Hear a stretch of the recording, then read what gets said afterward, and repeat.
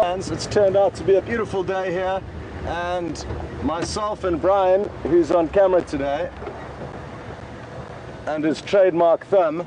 Oh, I can't see it. There it is. And what is it that you've got on your thumb today? Oh, nice. So Brian tries to do he does do a new picture every day. How he manages to, I'm not too sure. But the two of us are really looking forward to this afternoon's drive. We're going to be heading straight down this long road. We're about 2 miles before we get to where we're wanting to get to. And we're following up on a young female and a young male leopard cub. They're both a year of age, and we left them further down this road this morning. Hopefully they're still going to be here. Sadly, to the left of the road is no-go for us, but to the right of the road is. So let's hope that they are on the right-hand side of the road or very close to the left-hand side. Just getting an update on the Game Drive channel quickly. Go ahead.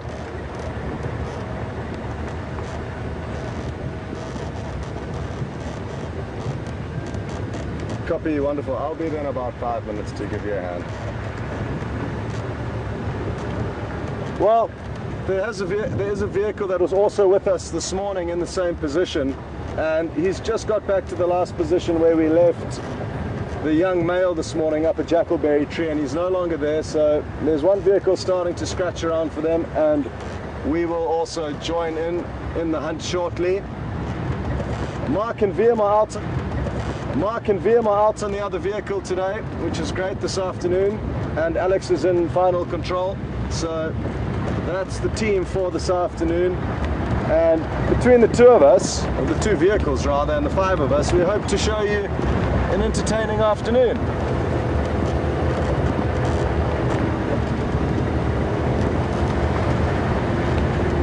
I'm so happy the weather's cleared, but as you may have seen, I saw Brian panning across to show you some of the clouds. There are some rain clouds building to the south and to the east, but hopefully they'll miss us. Usually the bad weather comes directly from the south, not the bad weather, the rainy weather. It's good for the plants.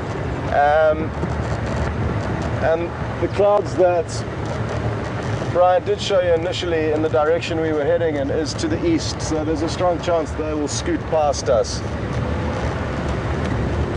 and therefore not cause any issues that we faced, similar to what we faced this morning with the rain. But everything happens for a reason, and even though it was raining, we still had a magical morning out here.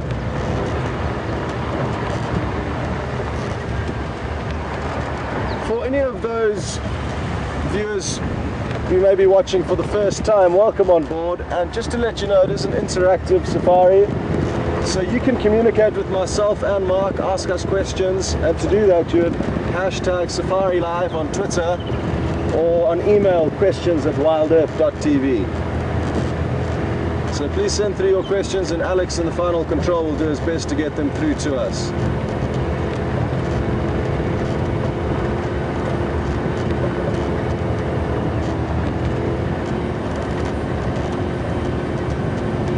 It's no surprise really that the 2 cubs aren't in the same position we left them this morning. Just like humans and most other animals, the youngsters are playful and energetic and could well have wandered off in search of some excitement. They're probably still in the general area where their mother left them, as she would have gone off to hunt in all likelihood, or simply just have some rest and relaxation away from the cubs, who would often torment her and try and play with her when she wants to be resting. So she could also be in the general area, or she could have moved off a fair distance in order to try and secure their next meal. I'm guessing they finished off a kill last night because their bellies were full this morning, so probably moving off to try and find some new food.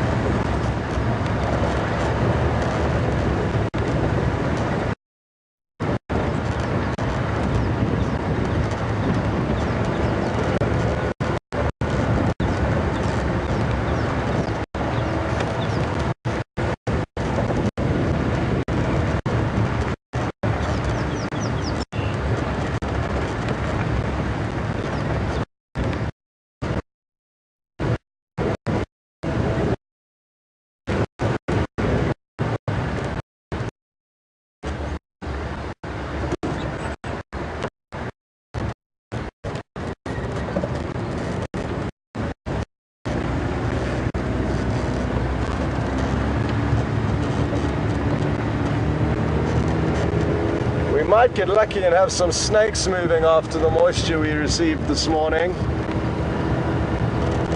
And wouldn't that be nice to add another snake to the list? Or even if it's the same species of the few that we have seen. Oh, well, another reptile is on the move, and it's a tortoise crossing the road at high speed, so I'm actually going to have to stop here in order to ensure we get a shot of it crossing. This is a hingeback tortoise.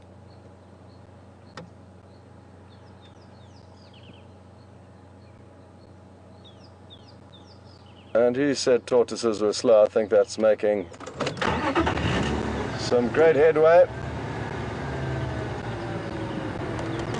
And we've got another vehicle approaching us. This is a main access road between different lodges and camps, so it could well be a service vehicle.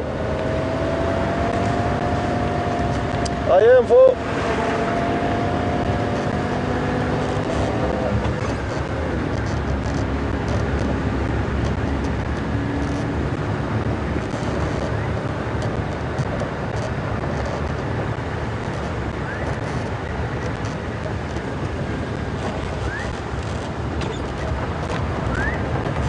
Okay, we are getting into the area now. It won't be long till we are there, and then we can start assisting in the search for these leopard.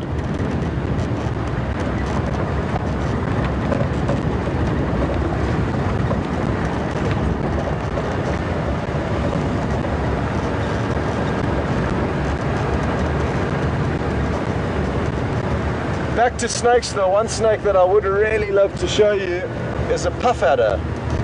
They've got incredibly beautiful markings and are highly, highly venomous, so we will certainly err on the side of caution if we do find one. But incredibly pretty snakes, and also quite slow and sluggish, which is useful when filming.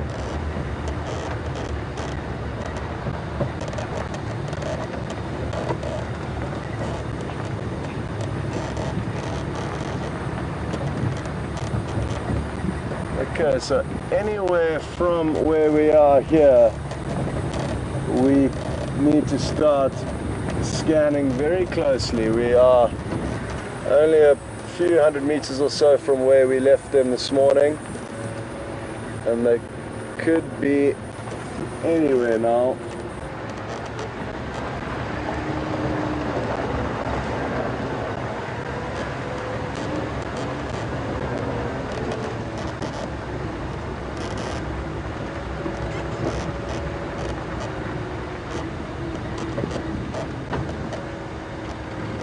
Now, the last visual we had of the young female was up this termite mound on our left-hand side.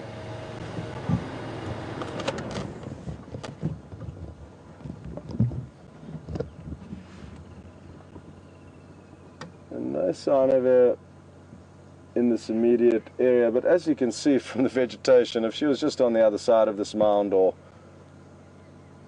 in the long grass, we would really battle to see her.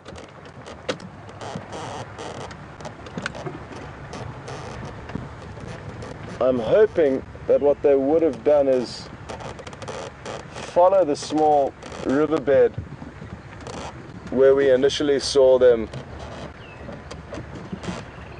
and that would provide nice shade for them during the heats of the day. So this riverbed that we did leave them in does flow down into Buffalo's Hook Dam, which is where we will go after, just to continue the search. Sadly, as I mentioned earlier, we cannot search any further upstream, but anywhere downstream of where we are here we can investigate. So that is indeed what we'll do. The young male we left lying up in the jackalberry tree, this biggest tree to our left hand side, and there's also no sign of him here anymore.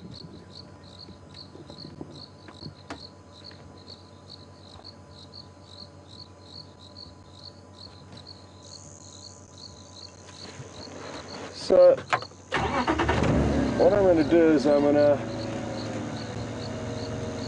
head back. There's a small road that can allow us to get back into the, or push to this riverbed, and we will be in and out of it with the hunting them. They could well have continued back in a northerly direction, which is the general movement they were heading, and it's only a small distance they moved though, but they did move from right to left, which is from south to north. I'm hoping they didn't continue north, otherwise we would have no way of getting to them.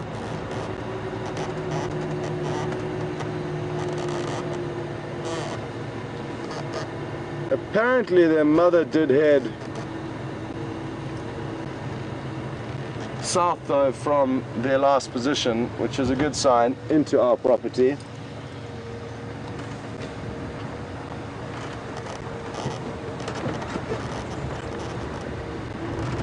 And I just got a brief glimpse of the other game viewer that's also searching this area in the hope of finding them.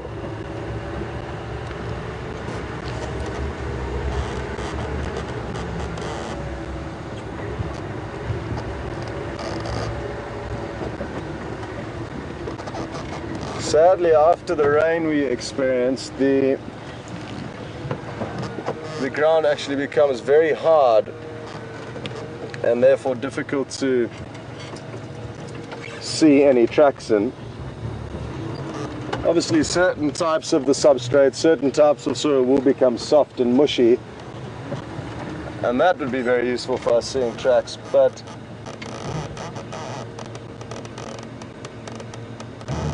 sadly in this area a lot of the substrate or soil that we're searching on is very hard, therefore making it difficult for us to see the tracks which may indicate where they've headed.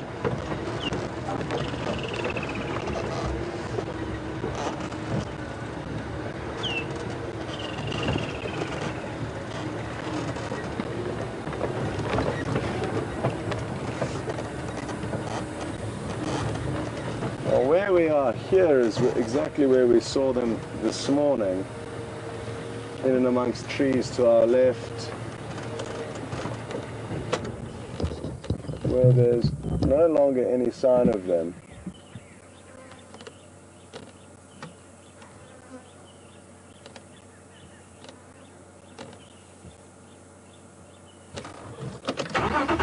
But it's too soon to pass.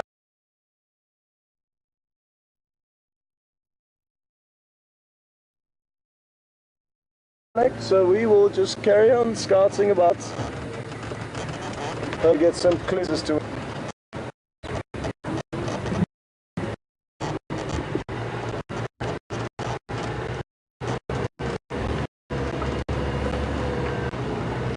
really is worth investing a lot of time looking for these animals, because if we do find them at this age, they can provide such good entertainment playing around with one another.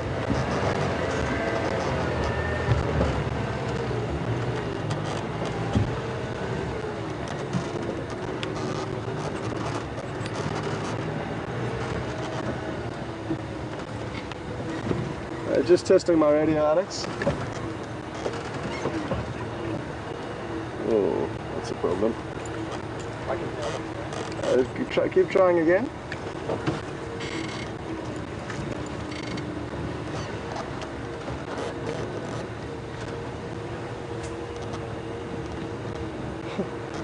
Copy, thanks very much. Sorry, I'm having problems with this little audio box, but it seems to be in the right position now.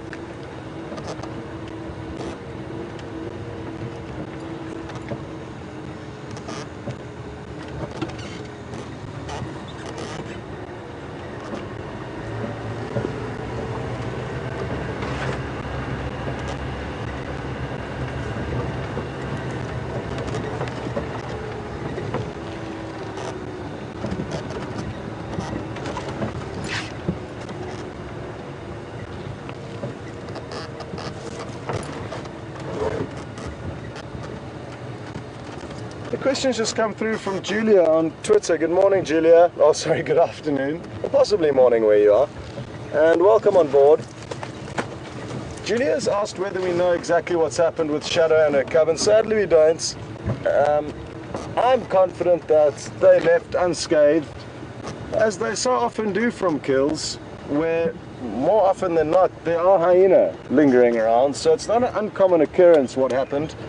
And I'm confident that her and the cub would have moved off unscathed as they had finished their meat.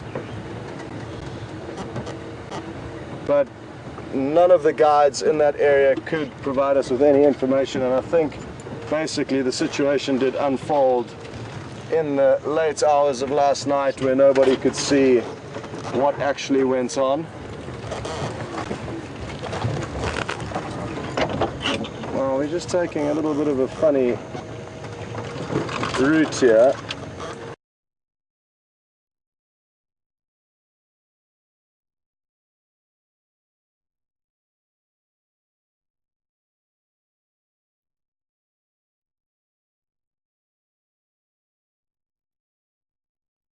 Drive up and hopefully look for them in there. But there's some buffalo bulls here. I'm just going to stop on eye level with them and then let Brian at this time.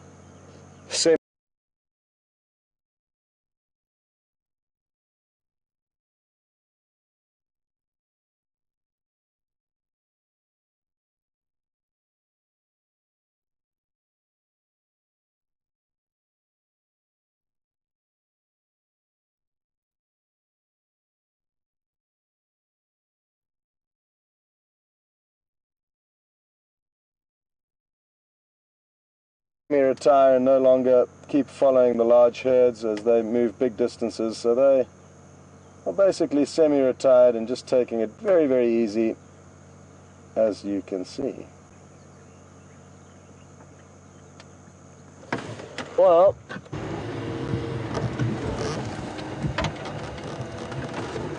paradise flycatcher nest that is surrounding this dam. Somebody lost their binocular case.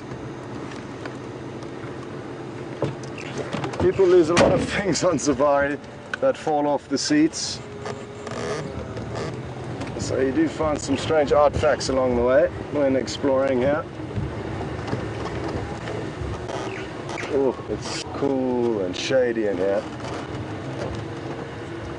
And a place where you just can't help but think a leopard would like to enjoy relaxing during the heat of the day.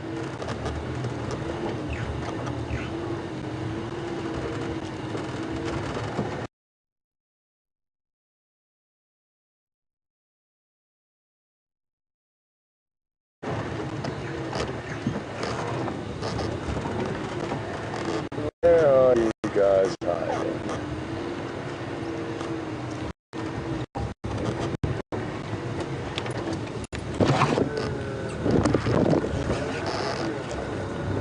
No sign of them here, sadly. We'll loop around onto the other side of the dam and see if we don't have any luck here.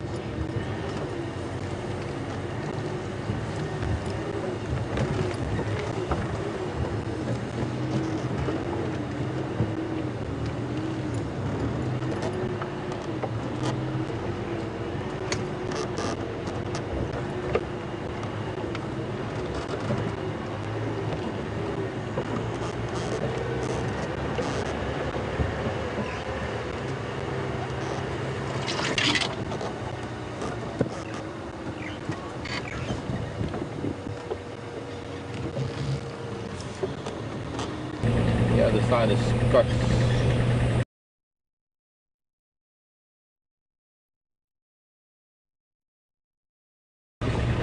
Way up high, and seems to have moved a little bit further to the south. A lot of cumulus that's moving in from the south in the opposite direction, southeast to sort of northwest, bringing in a few odd showers, nothing really major. But just beautiful light. It's just what it does to the sky is incredible.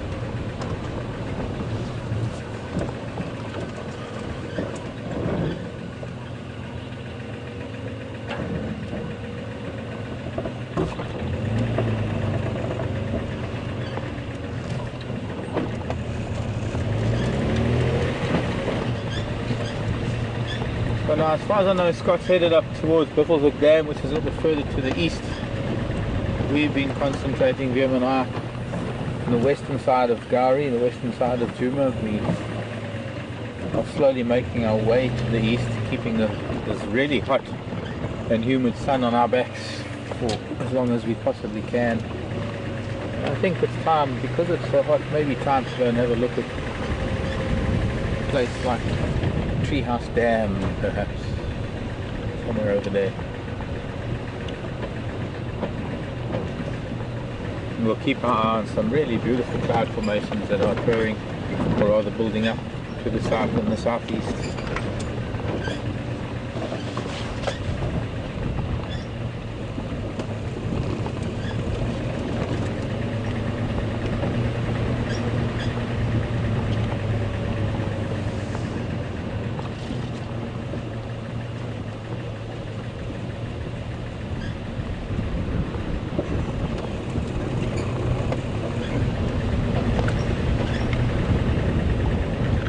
I think if we just stop here and have a lovely look.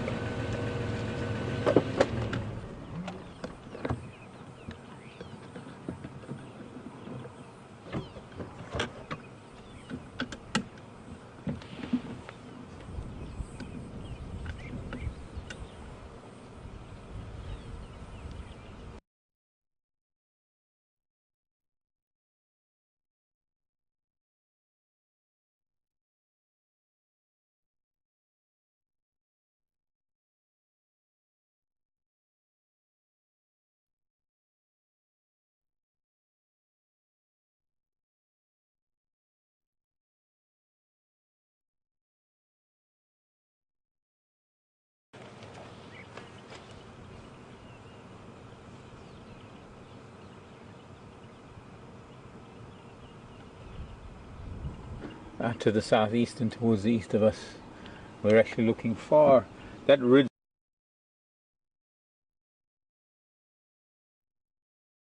that very far ridge along the top there, that is actually where Cheetah Cutline is. And somewhere amongst all of that are a number of creatures we would love to find. Just up to us to the road coming up. Endless rolling vistas.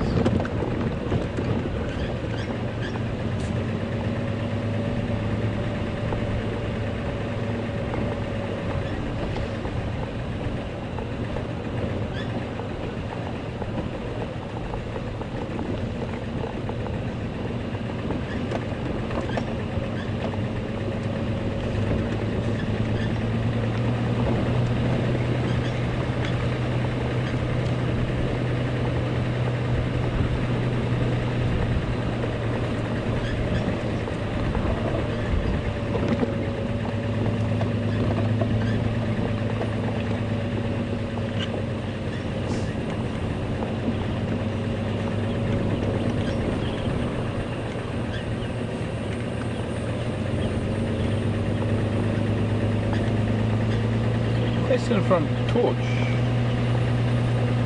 if I'm getting it right, in Ontario in Canada, asking if it's true that touching an African land snail can give you meningitis. I actually don't know, Torch. I cannot be sure on that, and I have no way of confirming it right now, but I will look into it. I haven't had meningitis yet. I've touched African land snails all my life, and I don't think I've had meningitis, but I'm fine.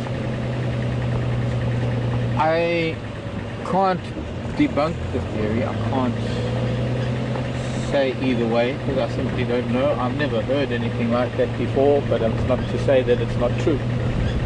I might just be misinformed. I might be one of those few who, through ignorance, just touches African land snails, not knowing that meningitis is a parasite that can possibly pass on from the snail to me. However, there might be limiting factors that prevent certain populations of the African land snails from having that parasite. But as I say, I don't know. something to look into. And because I don't know doesn't mean that it's not true, because I might need to learn something. So thank you for that question. Thanks very much, because I need to now look into that.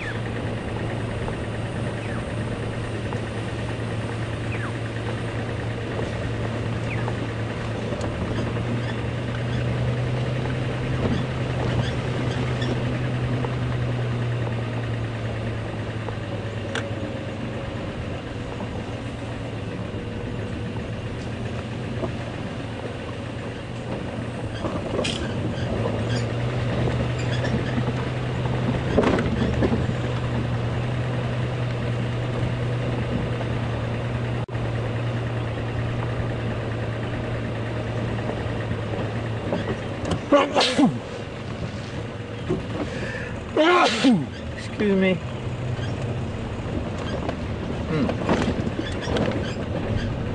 Something tickled my nose.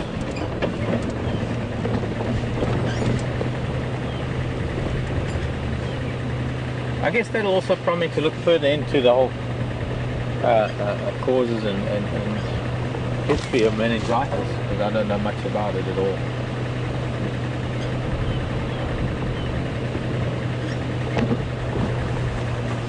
I do know that it is a disease that affects the brain.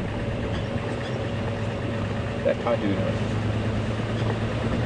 I don't know its causes, and I don't know its vectors.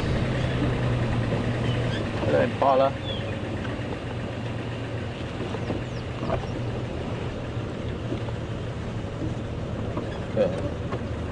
Group of rams peacefully grazing in the late afternoon sun. Thunderstorms brewing in the southeast, and looking west above these Impala to the southwest. Pretty heavy rains over the western Sabi sand. In fact, looks like it's raining over some of those western lodges, over the koppies in the west. Be interesting to watch. We've got a couple of mushroom clouds developing, and it'll be interesting to watch how they do develop over the next couple of hours. Now, notice the Impala are grazing. They're bulking up food-wise.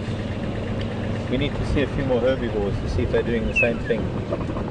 The magpie shrikes are calling. Got a little bit of a wind. Look at that mushroom cloud that's building up. We need to keep track of that one. That's going to be quite interesting soon. It might just come our way. That lovely liquid call is the magpie shrike.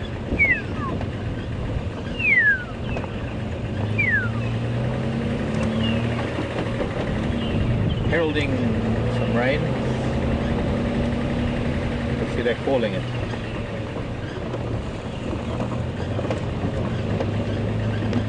If it wasn't for the magpie shrikes, it would never rain, because rain doesn't listen to many other things. It listens to the rain bird, which is the Burchell's cuckoo. The rain listens to the red-chested cuckoo. Listens to tree frogs.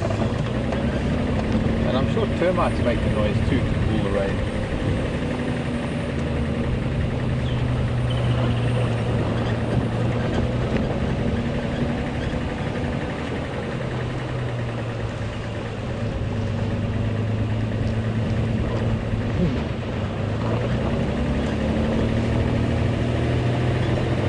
But a hot afternoon like today, after the rain that we've had, with the weather we've been having early morning, is quite a change actually. It's sort of the opposite extreme to the grey, cloudy drizzle that we've been waking up to every day. And I think what it is it's been building up to these afternoons where there are thunderstorms brewing, but they're not really reaching thunderstorm status. They're just reaching a point where they actually just burst and the rain falls out of them.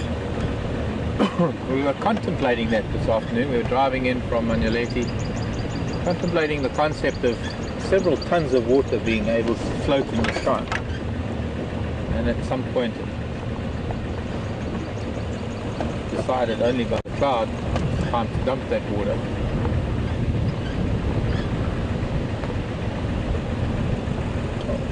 appears to be.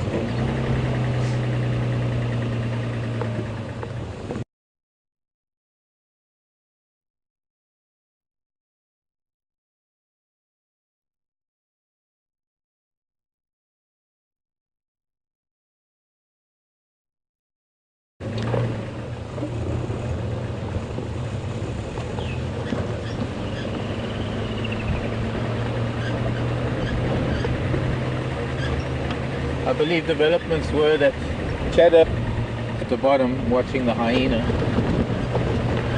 Interesting to see or know what happened, and although nobody might have witnessed it, the most important thing of course is to see whether she and the cub got away safely and whether we're going to see them again. Oh look, we have some horses. But before we get to the zebra, there is something sitting on a branch right in front of us, and she's gone. A female redback shrike.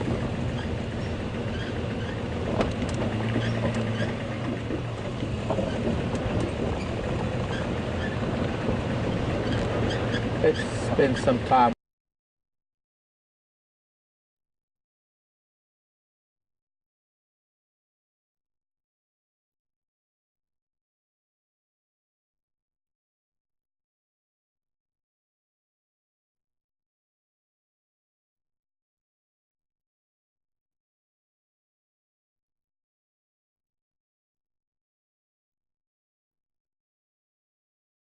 With some equids.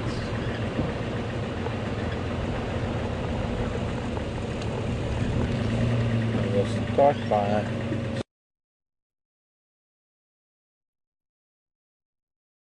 stopping. We'll start by stopping.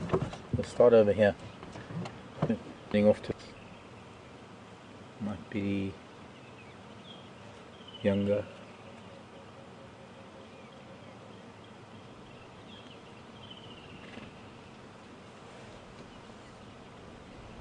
Maybe only 6. There's also a young stallion right ahead of us. The one on the right that we're looking at now, that must be the mare, his mother, just off to the left. And this little stallion is her son, from maybe about a year ago or more, maybe 18 months, maybe a bit more even.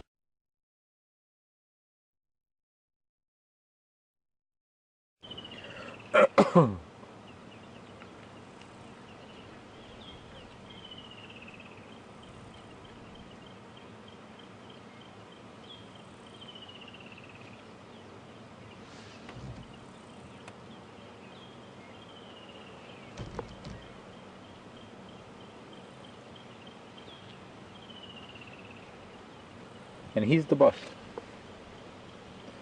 Now if you look at him, you look at the sort of muscle around his neck, the thickness of his neck, especially the muscle just in front of his shoulder that sort of bulges just at the bottom of his neck where his chest is. You can see how really bulky that chest is.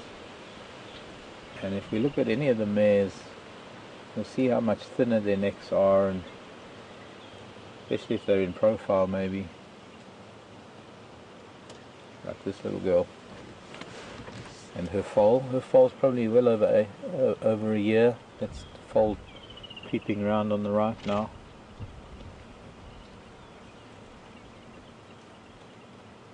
A lot of flies biting them, so the tails are playing a big role in that, but also whatever means, legs, head, tail, whatever means to chase the flies away. There's a certain amount of communication that takes place in the swishing of the tail that allows them to not really have to look up all the time, because as long as everybody else is swishing their tails, you can carry on eating. Well, just a body language to say that everything's fine, just carry on as normal. In fact, it's not really saying anything, it's just a state of normalcy.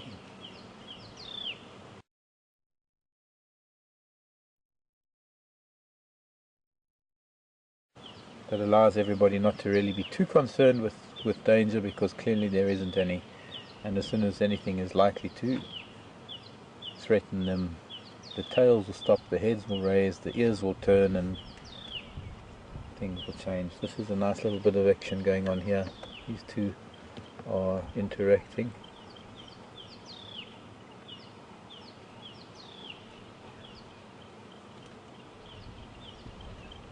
Quite a common pose for zebras, standing head to tail, so that swishing tail does help with insects around the face.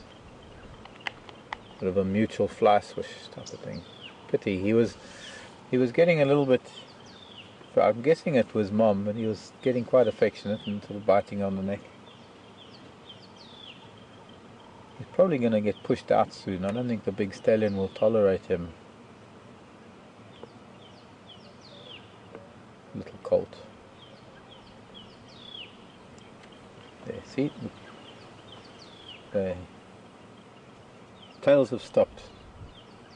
Some of them are still swishing, but they're all looking up, and tail stopped for a moment, and it made the others look up, just aware of their surroundings, getting everybody's attention to look in the same direction, because the more eyes and the more attention, ears, nose, the more that attention is focused in a particular place, the quicker the easier they can detect. There's something unusual. There's a foal trying to drink from that mare. She can't be still lactating, unless she's lactating because she's going to be giving birth soon. But that little foal shouldn't be drinking. That's probably well over a year, or around a year. There's never a set age when they stop. An interesting combination that we have here, and the way they set out now is we've got the stallion to the left and the three mares with their three foals of three different ages, and standing quite distinctly with their foals. Mare number 1 closer to the stallion, mare number 2, and then mare number 3.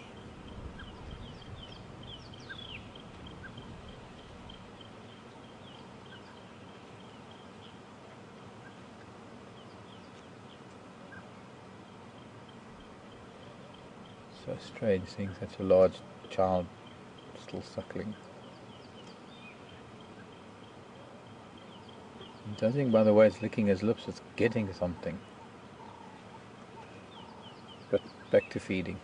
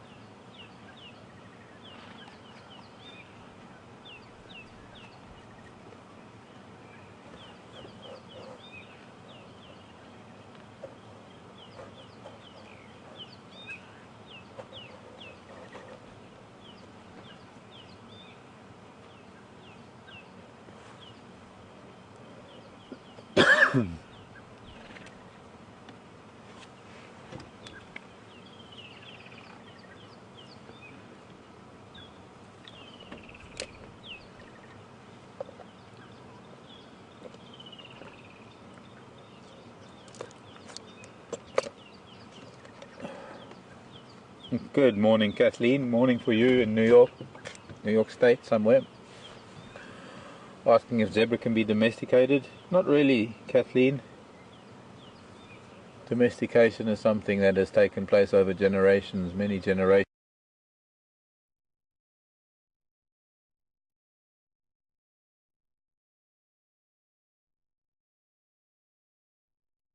of animals in the domestic animal.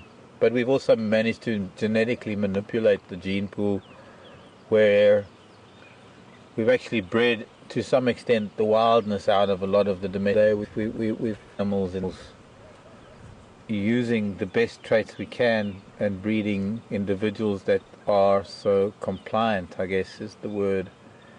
And it would take many generations to do the same thing with zebra.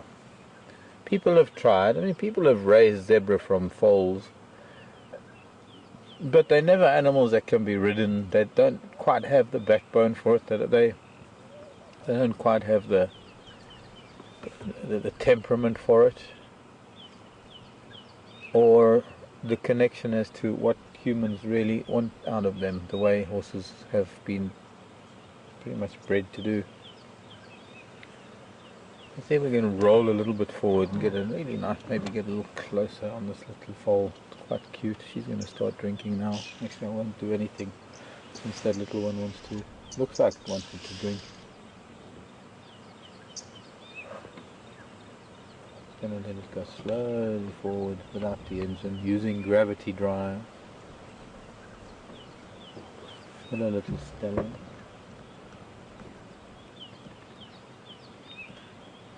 Little one's still got to grow into its stripes.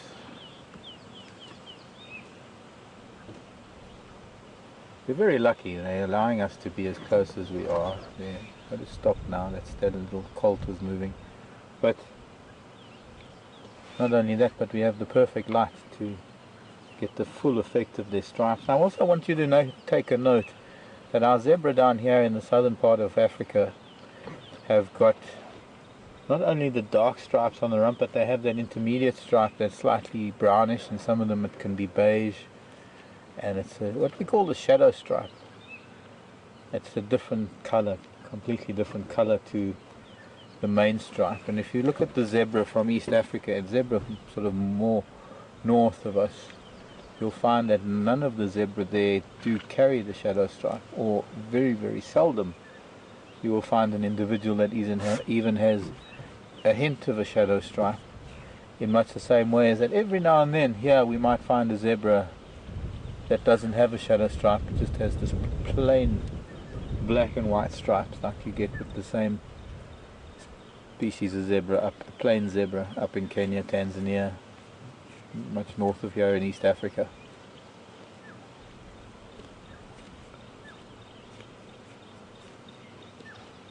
Just different subspecies, guys. She's got a beautiful pattern I want to point out too. Let's look at some of the patterns, since we concentrate a lot on leopard spots. Let's look at zebra stripes. Look at her on her saddle, on her back. Look at those beautiful markings on her back. Quite unique. They're sort of round patterns, almost like a new age design, and very unique. In fact, she probably doesn't have that on the other side as well, or on the other side either. But now if we have a look at any of the other members of this herd, you'll see that their saddle is completely different. If we look at the saddle of, say, any of these others, it's mostly stripes without those sort of markings. Where's the stallion now? Very dark striping, very beautiful saddle, and only fading to shadow stripes on his rump. And that is his son now, the young stallion, rather the young colt.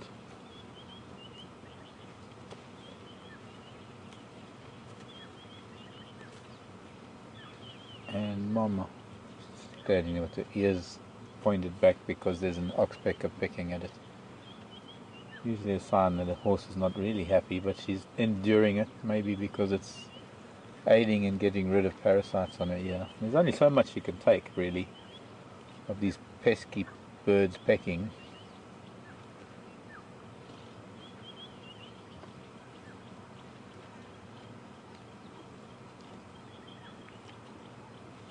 And she's got more shadow stripes in her saddle than any of the others. She's got a beautiful pattern.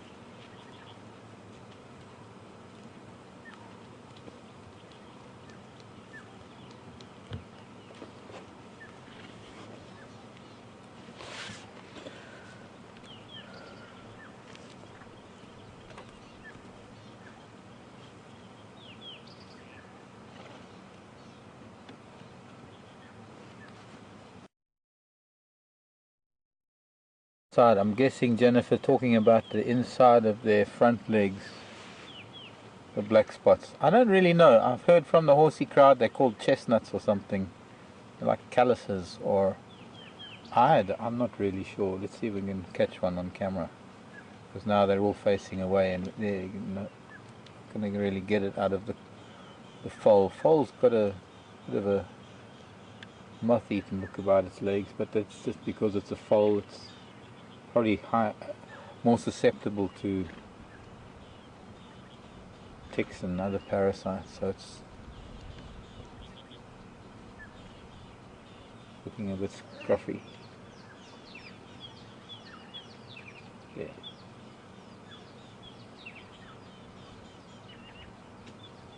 Maybe as this mare moves forward, there on the inside of that front leg is a black spot that I'll have to refer to the horse people who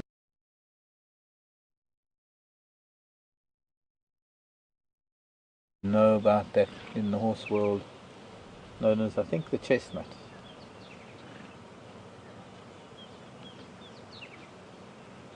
Little one drinking.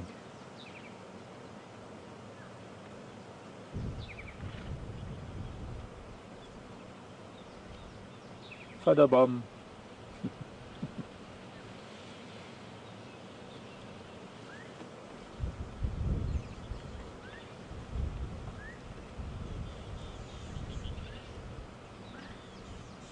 Now you'll notice that here in South Africa there's a completely different dynamic when it comes to zebra, and you'll notice as well that it's the same with wildebeest. And a lot of people are accustomed to seeing the vast herds of Serengeti and Masai Mara up in East Africa and other parts of Africa where there are big herds and migrations, or even in Selous where there isn't much of a migration, but the herd numbers do reach into sometimes maybe the hundreds. This is a habitat and this is a type of terrain that requires a completely different dynamic in zebra relations, or in zebra herd dynamics, herd structure rather. And so here we find a dominant stallion with his mares and his offspring, and they're normally only 2 or 3 or 4 mares, because they can't really afford to live in a very big group. They can't afford to live in these big herds moving through relatively thick bush, as you've seen when we're following things like leopard and elephants. For a herd to, especially a herd of grazers, and zebra are very much a kind of grazer that they just like bulk, they don't really like quality, they just want quantity. And with the amount of grazing that they need to do and the amount of grazing that they do, to live in a big herd going through this kind of environment would be far too dangerous, because they can't keep track of each other. The herd would make too much noise as a big herd, and they would be literally standing targets for cats. So it's just more convenient, it's just a little bit more conducive to survival, just to live in a small group with a stallion and a few mares, as long as he's got grazing and he has access to water and he has a good place where he can have a dust bath. And the sand that we have here on Philemon's cut line, this sand is ideal for zebra. There are often marks where the zebra are rolling in the sand, because zebra love to roll, much the same as other horses or other equines.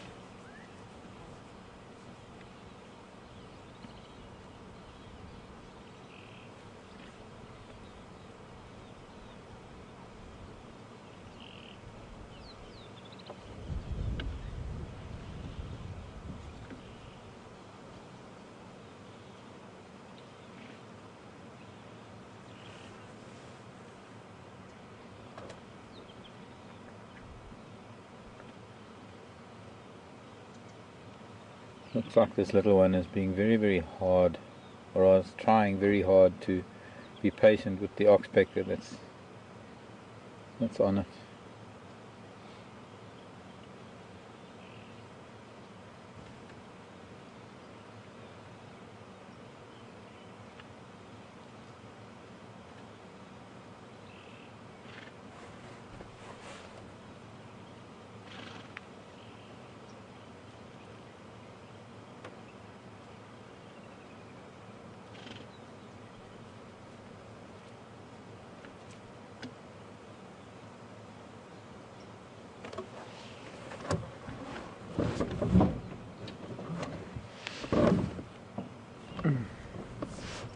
can't roll any further. Sand has got us caught.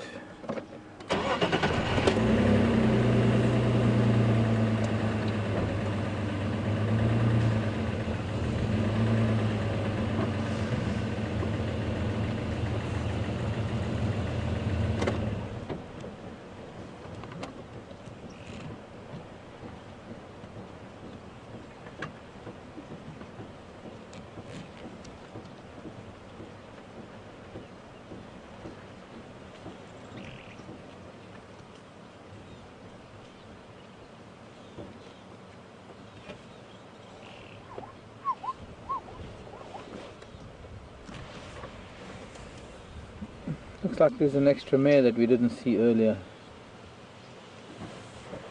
8 of them in total. First I thought there were 7. 8 makes a nice little family group actually. A lovely breeze coming in.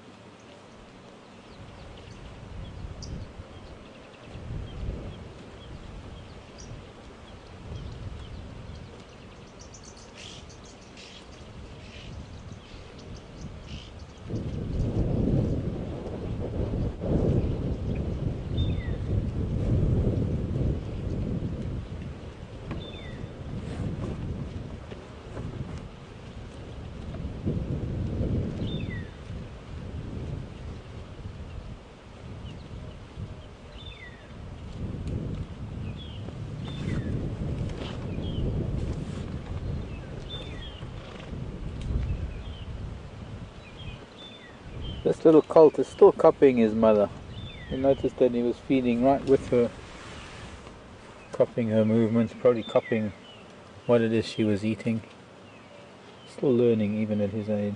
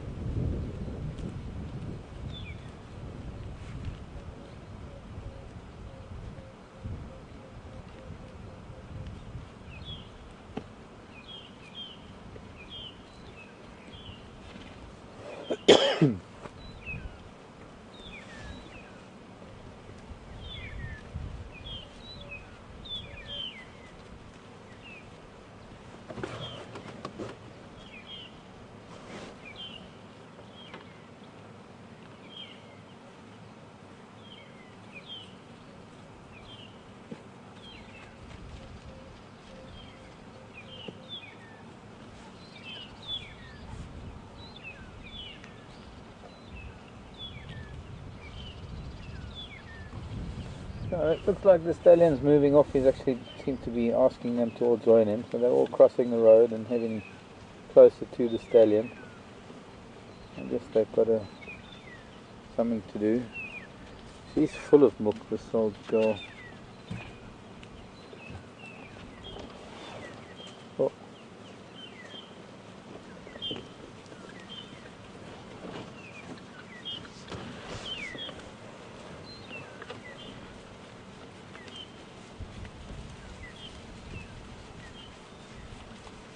I guess the message went out, leave the humans alone, let's go somewhere else. So let's leave them alone too. That was quite wonderful.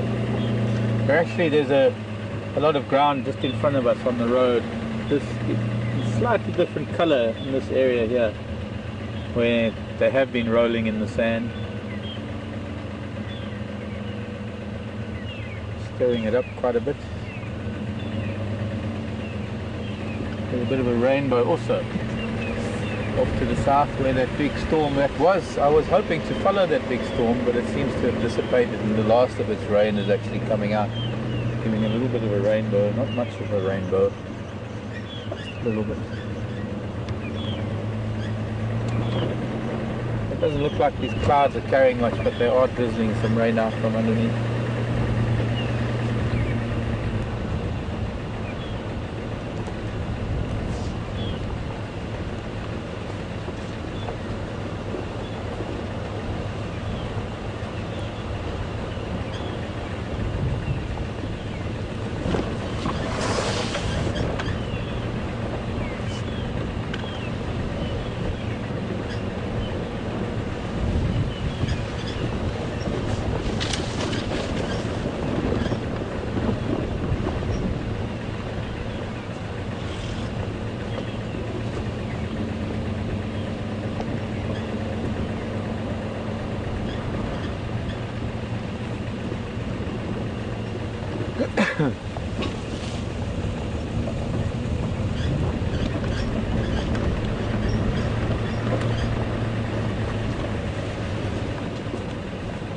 There's a rainbow forming, look at that.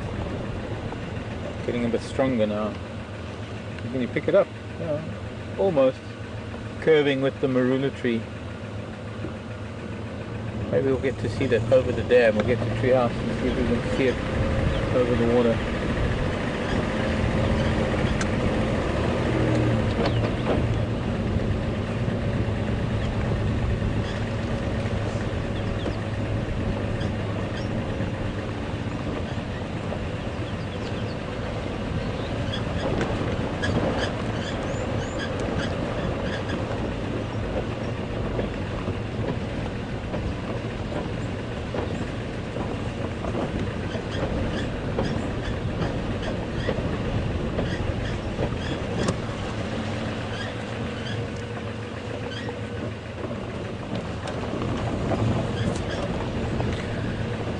A quick question from Teresa in Kansas. Do we ever get tornadoes? No, we don't, Teresa. We do get some pretty heavy winds sometimes, but we don't get tornadoes.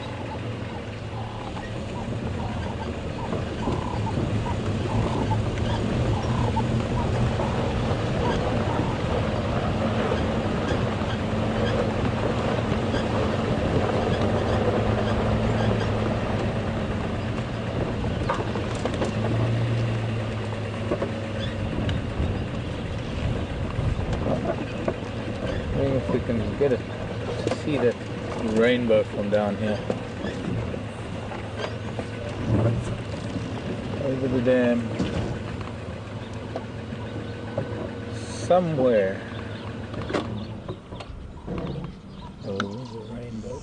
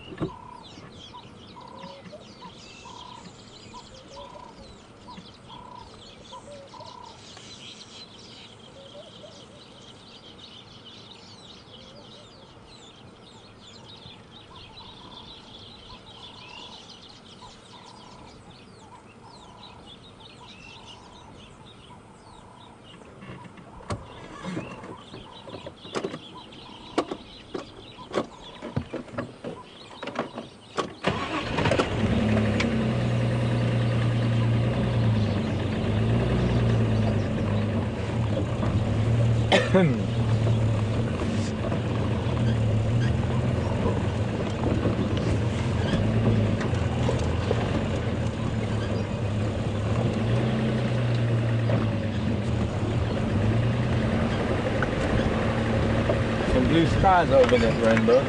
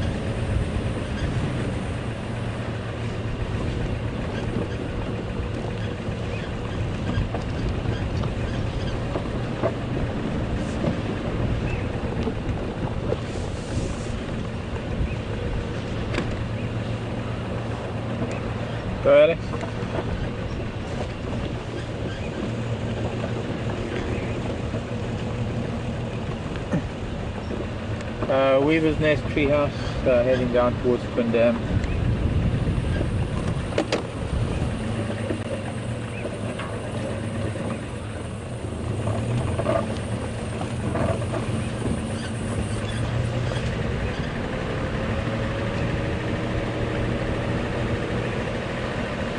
Oh, buffalo.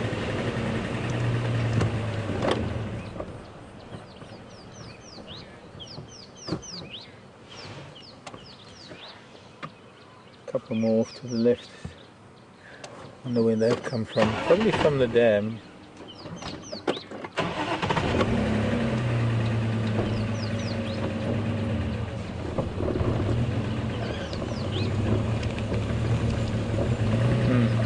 Disappeared into some pretty thick spike thorn.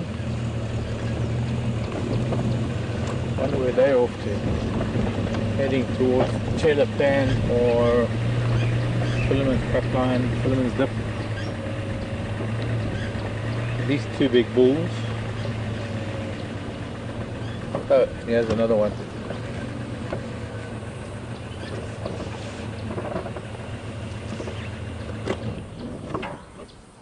Are you coming?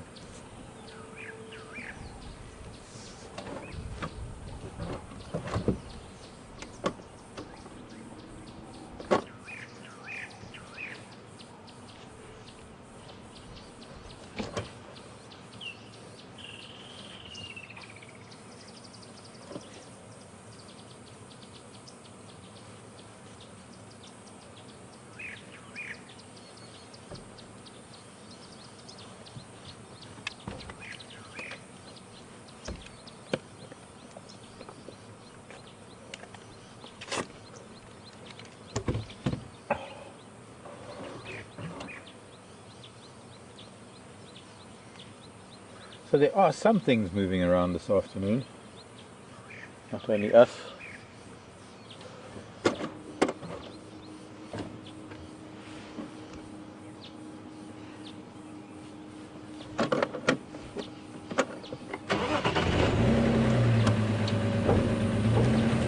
It is rather hot, it's rather humid. I think we need to wait for things to cool down a little bit.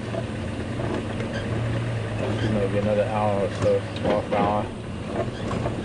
Things start moving around. At least the zebra was starting to, now buffalo. Maybe things will start coming out of the woodwork now that the sun is weakening a little bit.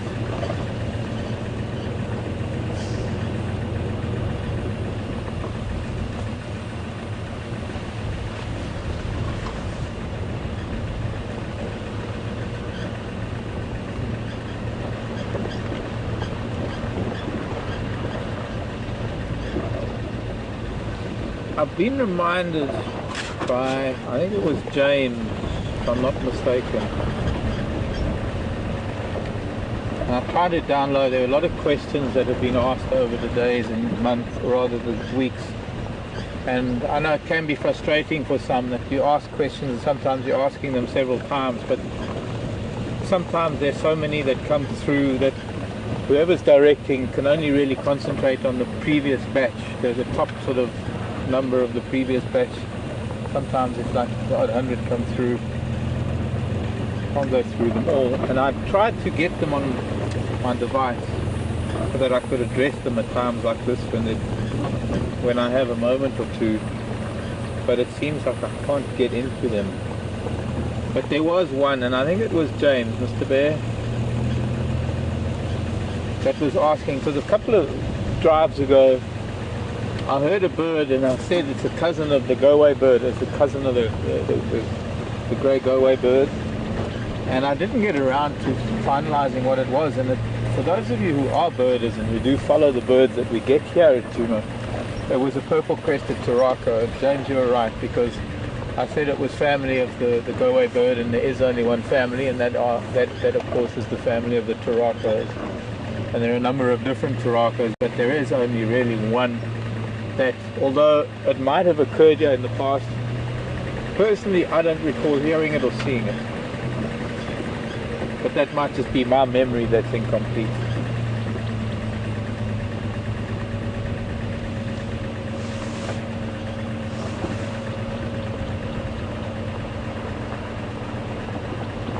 So it was a purple-crested Taraka, and it was somewhere down below Gowrie Dam, Djuma waterhole. And I'd love to be able to see one.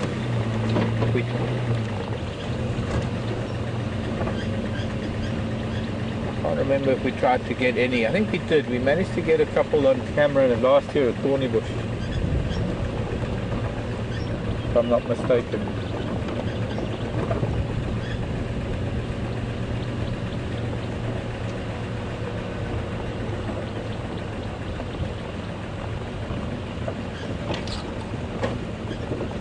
There's some fairly fresh elephant tracks.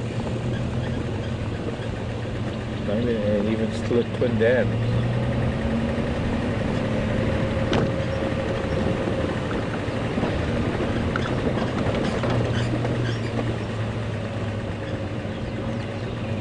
Okay, we're going to have a black screen here maybe going through this dip.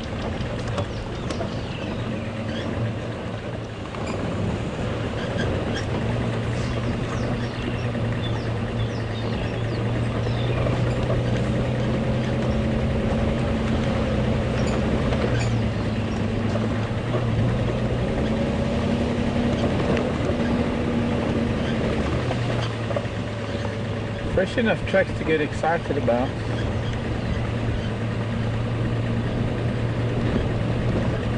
Take the western side of Twin Dams just in case something is here.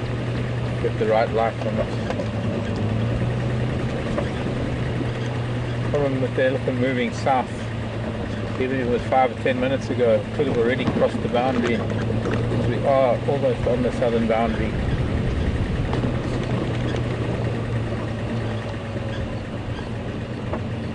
We missed it. There was an elephant here today. Guaranteed.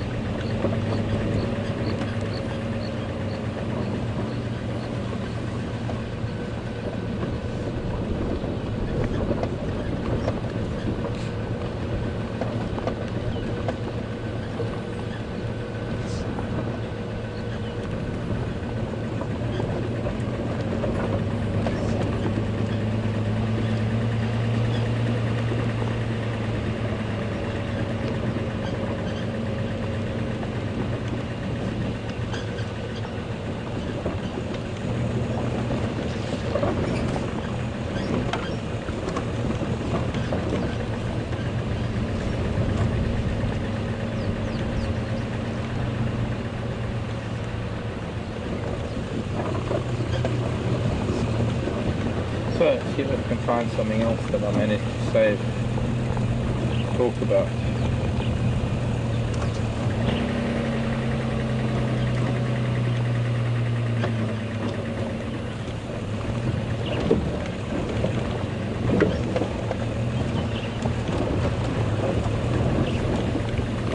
That was another one that I got a couple of days ago as well. Jane has also posted. Thank you, Jane. I've been waiting to hear from you on, because it's great to get that information from you, and it's a great question to deal with. I want to make sure that we're not going to be breaking up our signal and all. I want to have a look before I get to Jane's question.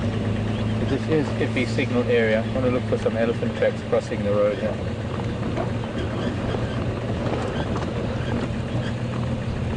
Buffalo.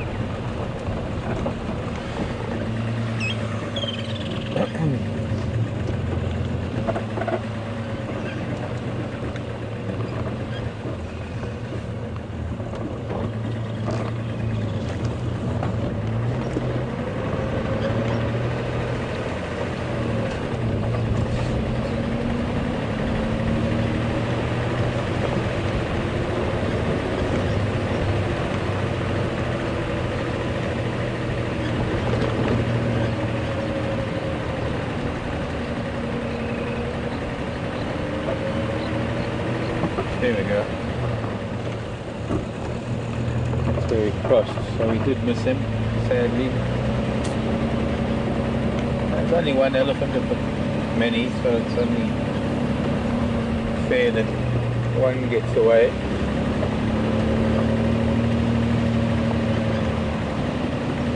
Well, we'll carry on in this direction and see what we can find.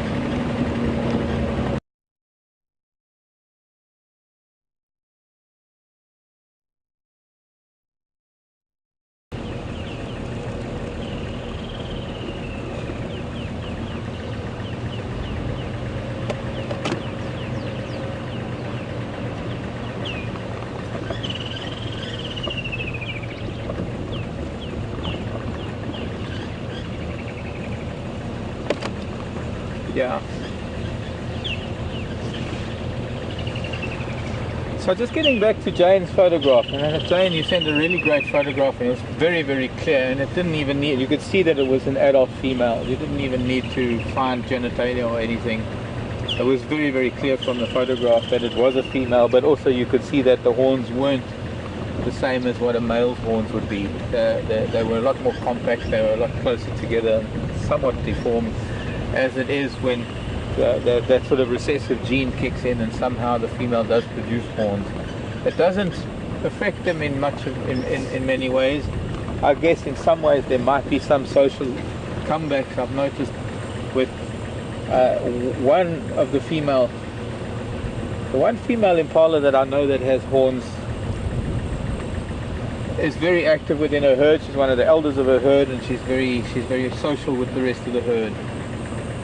The one in Salati Game Reserve is a bit of a loner, but that might have been because she was with a lamb and she might not have joined the herd yet, because I found them, gosh, it was about 2 months ago. And then there was the one in Tanzania. She was pretty much a loner. But it was a great photograph, and just by the shape of the body you could see that that was a female kudu, Jane. So thanks very much for that photo.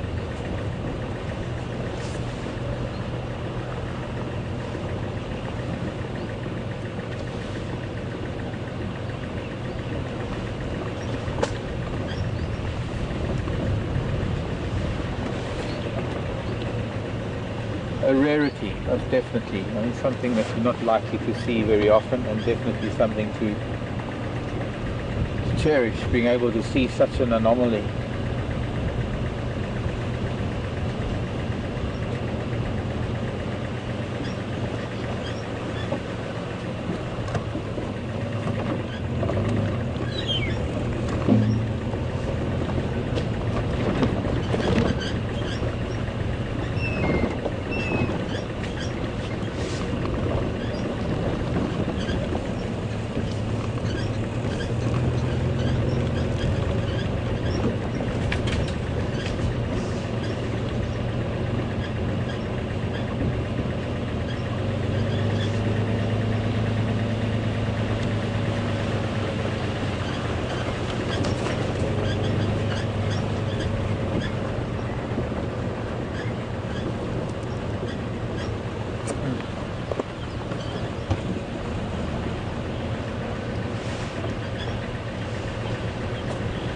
They're cut over to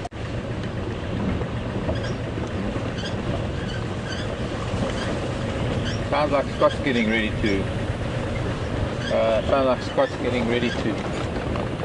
show you something. So when we're looking around for things down this end, we're going to send you over to Scott and see what he's got for you, and I'll be back with you a little bit later. So enjoy, and see you in a little while, folks.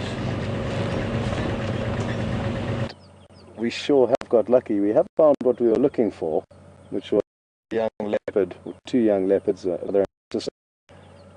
We've bumped into something also cat-like, and also very interesting. And it was actually the other vehicle who was helping look for the leopard cubs that bumped into them, and he thankfully called us and let us know about their position. They were actually off the vehicle looking for any sign of the leopard cubs when they bumped into these lion, and I think that definitely aided in in finding them, because from the road they are very difficult to see when they're lying flat as they are now. So another stroke of fortune.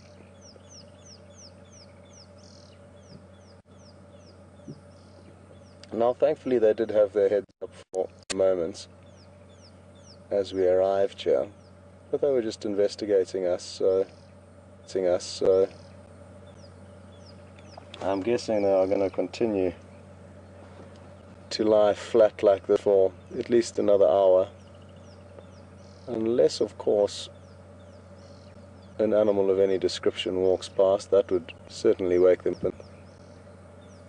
I wouldn't say they are hugely full-bellied, so a combination of hunger and opportunity to catch any would be the two factors we are hoping will get them in a.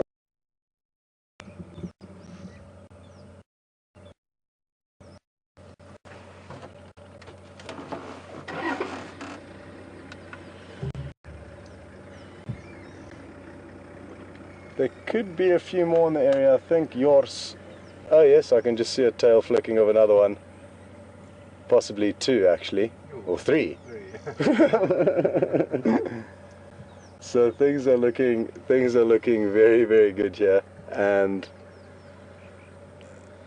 therefore we have probably in total 7 lion. It looks like one of the large Matimba males is the largest male you may have seen, and the others who have just got up briefly, it looks like 4 of them there, so 8 lion altogether, and we are in a really good situation here. I mean, now it's not ideal because they're all asleep, but this is the most lions I've seen collectively since I've been here, and it's just a wonderful thought to know that there are some decent sized prides. The one that we can see walking now looks like a sub-adult, possibly coming up to a year of age, and I'm not entirely sure who this pride is or too much about them, but we will gather that information as the afternoon goes on, and I'm sure yours, who is a landowner in this area, knows a bit about these animals, and he'll his knowledge with them.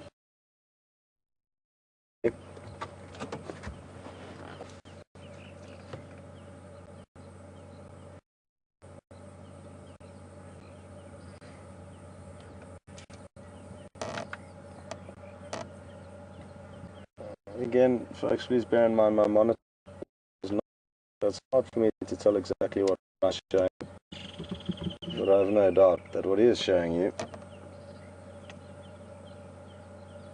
is the best possible views, but difficult to narrate exactly what he may be zooming in on.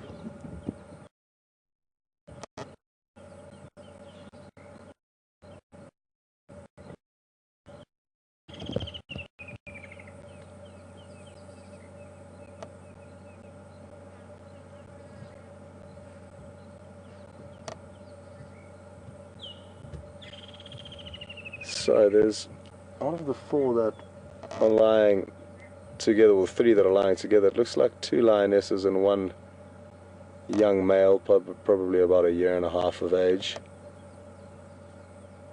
The young male who's closest to us, and that male could well be the son of the large male that you can see lying in the back of the shot. The rest of them, until they get up and moving, sadly it's going to be very difficult for me to establish any potential ages or sexes of them.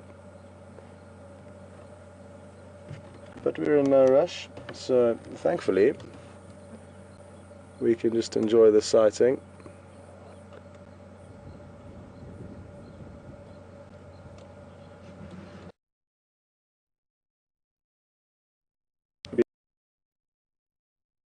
What little I have seen of her.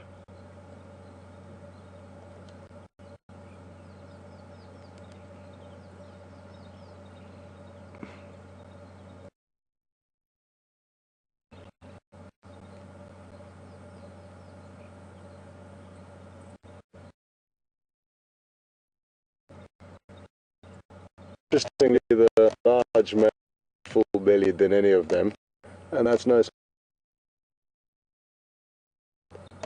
of an impala or a kudu, for example, have been in pole position to feed on the majority of that kill.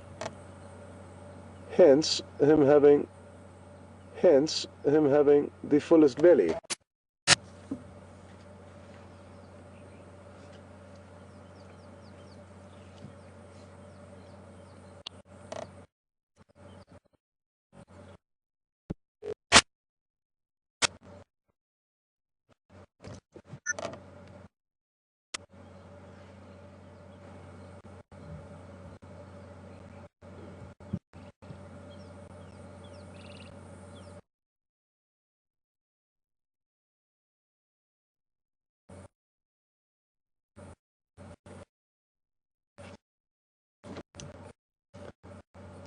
Mark, yours has allowed us to go to the corner of Buffalo.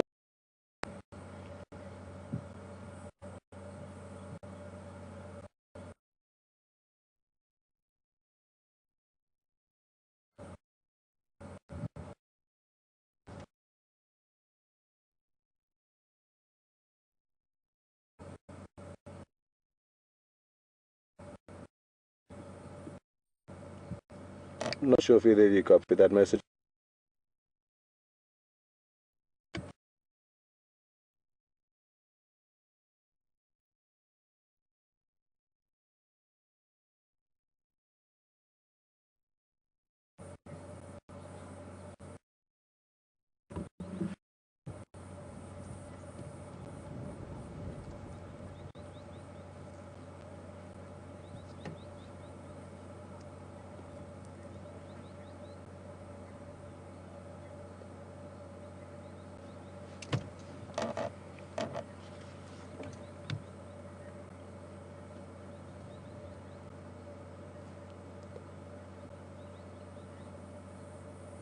What I'm going to do is just reposition ever so slightly and show you the other members of this pride quickly, and thereafter I think it may be worth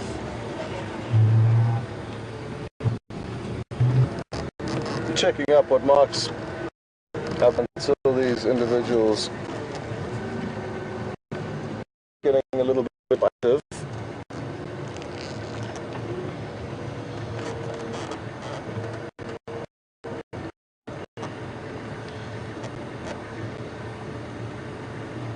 Because as you can see, the whole of this pride is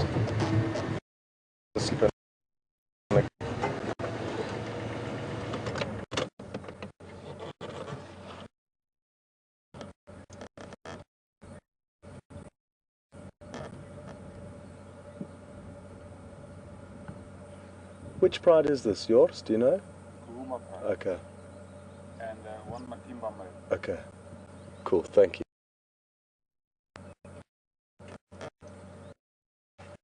So I'm not sure. Bring to yours, who knows these animals far better than I do. This is the Nkuhuma pride, and it is one of the Matimba males, which we guessed. And hopefully, sooner rather than later, they start showing us more action, but I fear it may be an hour or so before we get any life out of them.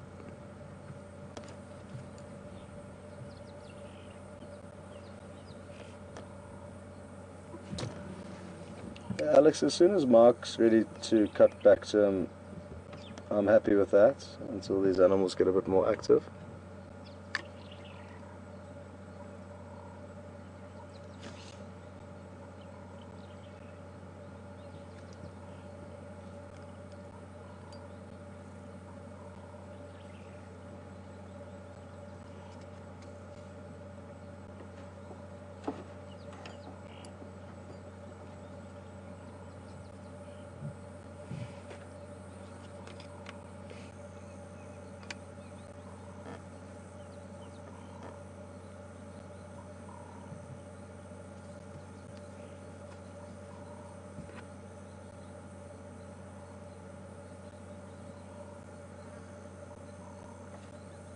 Copy, perfect.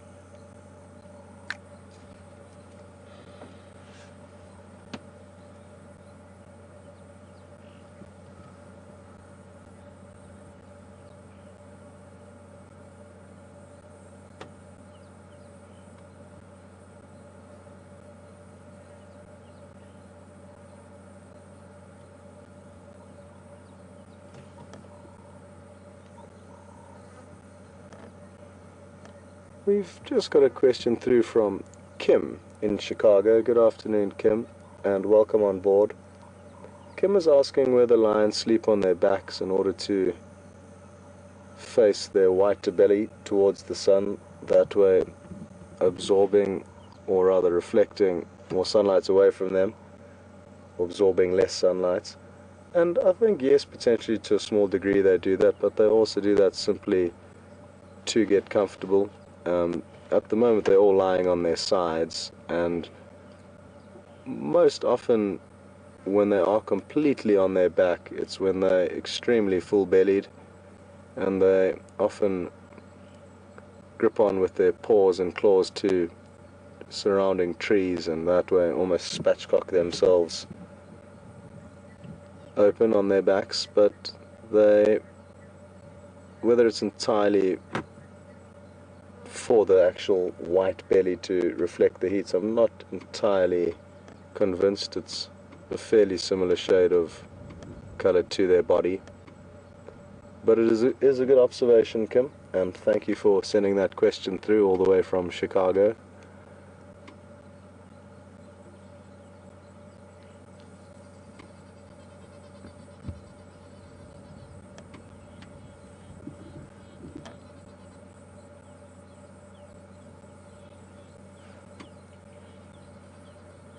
Tends to be more prominent in that area, but here I haven't seen any, so our chances are not great to see a white lion. Yet anything is possible out here, so we can't write off the fact that we won't see one, but the chances are slim.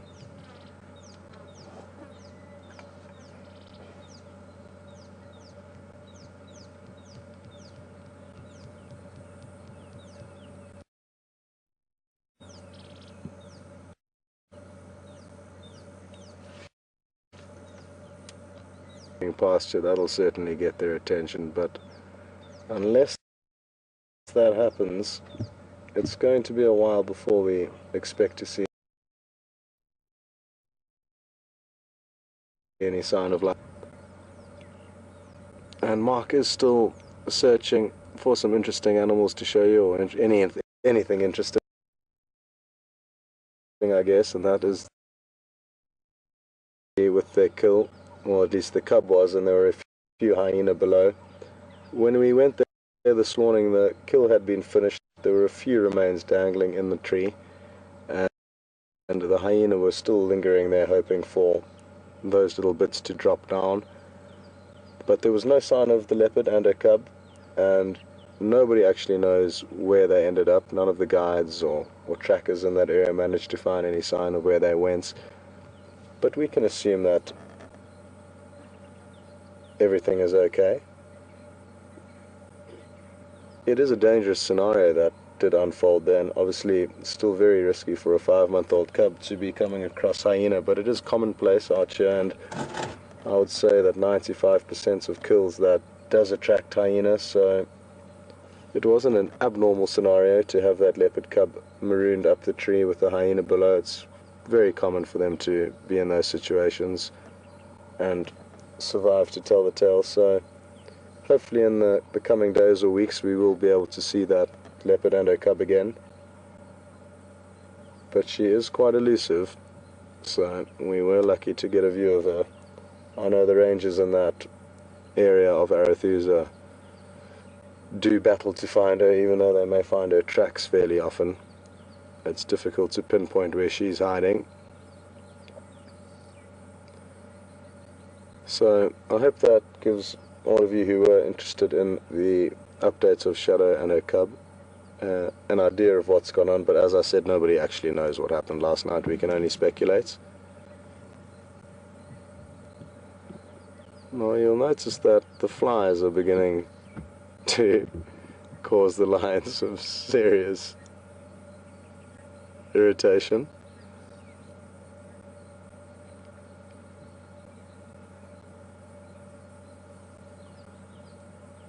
All of their tails started flicking simultaneously there.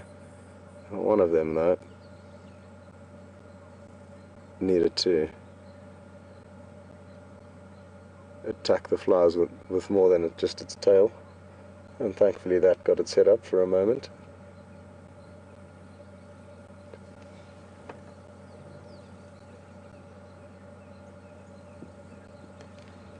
Yours, what are your plans? Do you want to move on, or are you happy here? Alright. Okay, good. Cool. Thank you. Now we wait a bit for it. Okay. Good. This Nkuhuma means brown ivory. Okay. It's actually the brown ivory pride, but Nkuhuma means brown ivory. Okay. Thanks very much. So I'm sure you would have copied that message. The name of their pride, Nkuhuma, is the name of a tree called the brown ivory tree.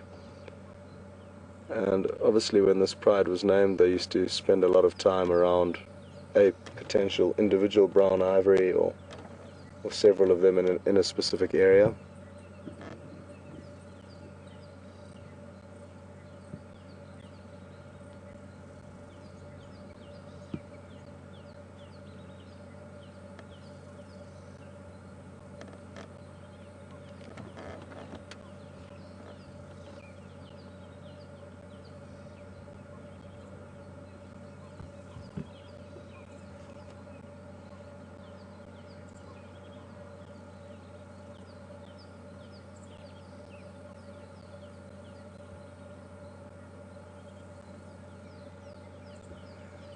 Sharon's just mentioned that she was under the impression that lions' spots or rosettes fade as they become older, and that certainly is true.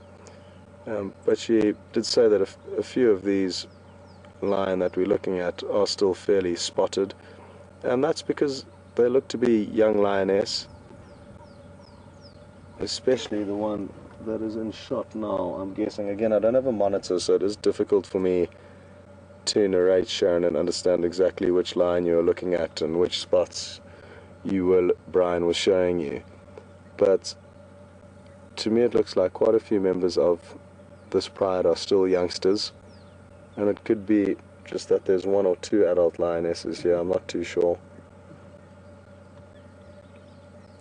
But fair to say that there are a few sub-adults that are still growing up, and their spots will continue to fade as they get older.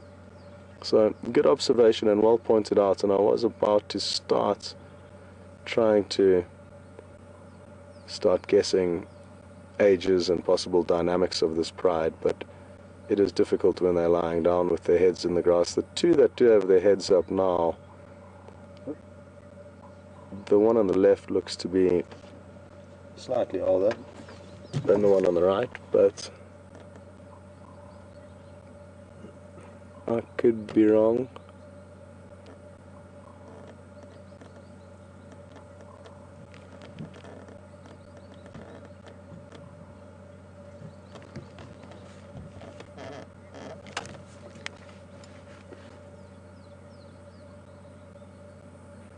Well, at least their heads are up for now.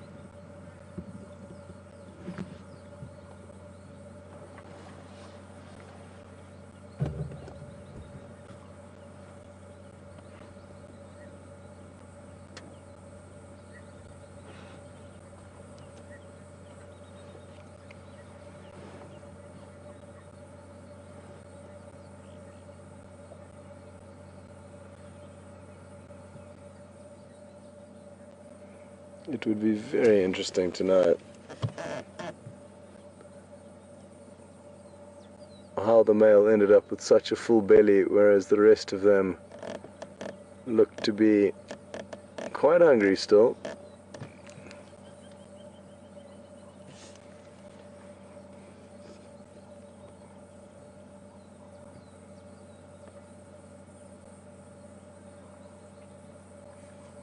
Yours, do you know if it's how many adult lioness there are here, or what the composition is?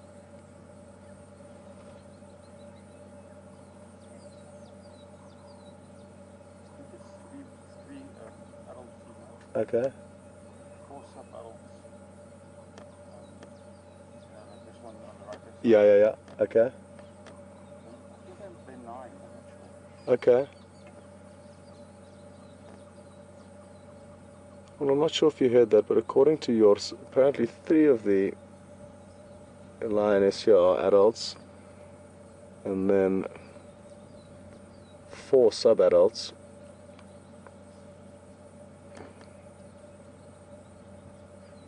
But there could be 1 or 2 members missing. There were 1 or 2 members mating with another Matumba male the other day, and I believe they are the same members of this pride, so it's not uncommon for prides to split up temporarily for various reasons. Because here at the moment we do only have visual of 7.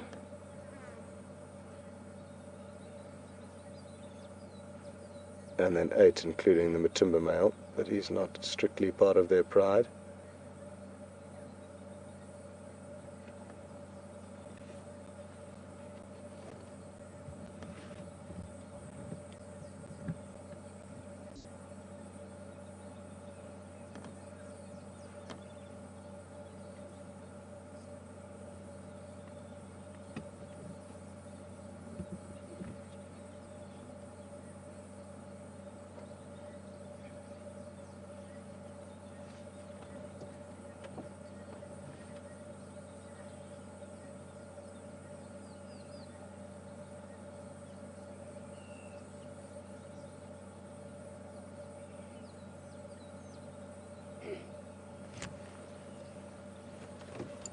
Go ahead.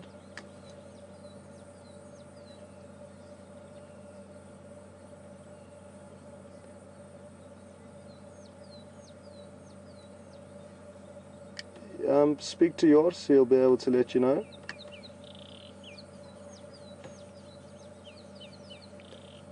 Yours, would you mind just updating Texan? Yours, would you mind just updating Texan on a standby for yours?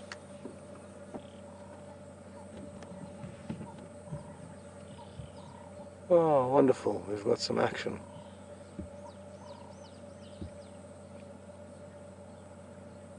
And that looks to be like a mother grooming the smallest member of this pride. Wonderful. You okay there with your angle, Brian?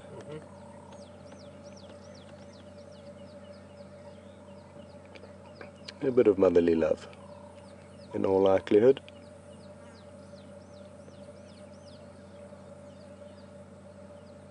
Nkuhuma. Yeah, 1 Matipa.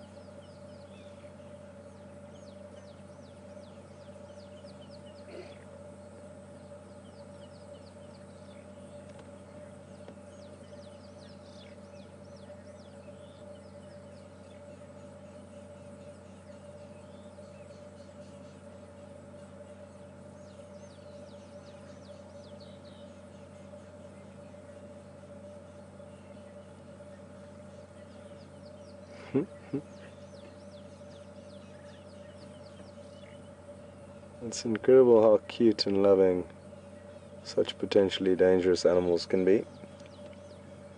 And always wonderful to see, even though that was just a brief show of how caring they can be towards one another. And again, it's very important to remember, that these are the only cats in the world that have realized the benefits of becoming social and forming these groups or prides. Nowhere else in the world do you find social cats to this degree. Specialized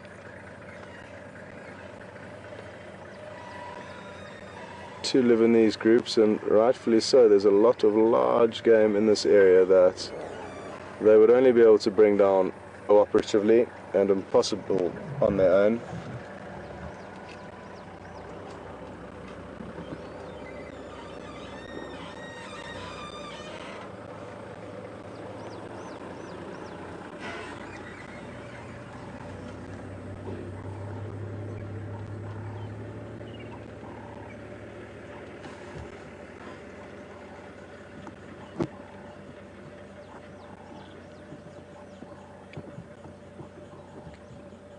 A question's just come through from Christy, I believe, in New Jersey, asking whether there'll be a hierarchy between the lioness and a pride, and there certainly will. Cindy, in Alex and I are both getting our tongues tied for some reason, I'm not sure. But Cindy, welcome on board and thanks for asking that question. I think there certainly is a hierarchy between lioness within a pride and all lion within a pride, even the youngsters. There'll be competition at kills, which is the most important time, or very important time rather, for lion, is when they are feeding on a carcass, because without food out here you starve. So the more they can feed on at kills, the stronger and better off they become. Therefore, if they are the biggest and the strongest, they get to jostle their way into the best part of the carcass to feed on. And there will always be squabbles at kills, but I think over time lion realize who's biggest and strongest, and therefore don't need to get into a big battle to establish who can go where. They just know over time who's dominant and who gets to sit at the head of the table, so to speak. So yes, I think there certainly is a hierarchy that comes with a combination of age and size. And nature can be brutal. I've been privileged enough to follow a pride that was 22 lions strong at one stage on the eastern border of the Kruger National Park in the Lubombo concession.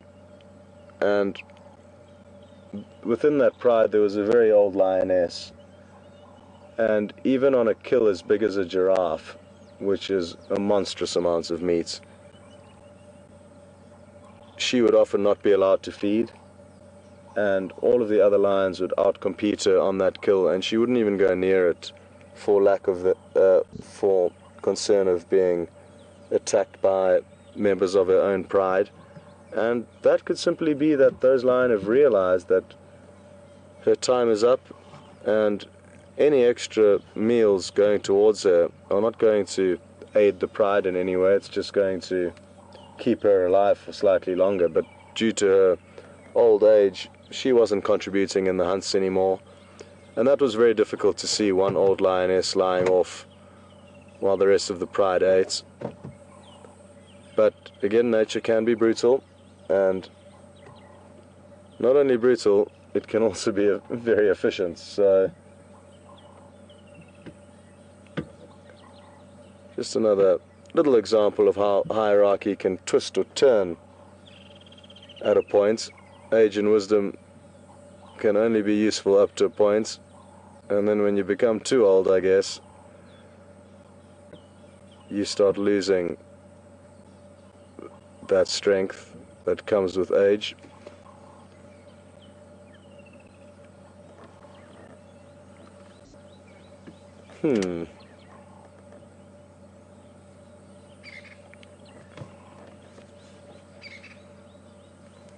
Well, it certainly is a beautiful evening. It'll be interesting to see what the sunset's like. The sun has already disappeared behind some clouds, but that's not to say we won't be spoiled with a beautiful sunset.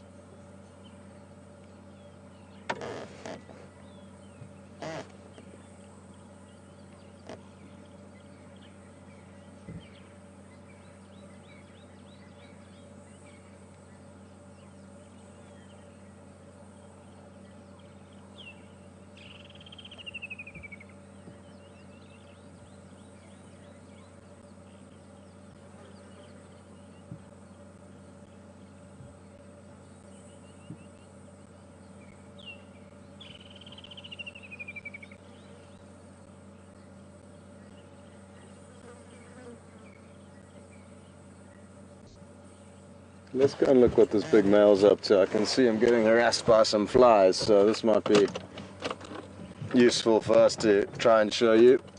The king of the jungle getting attacked. Tiny fly.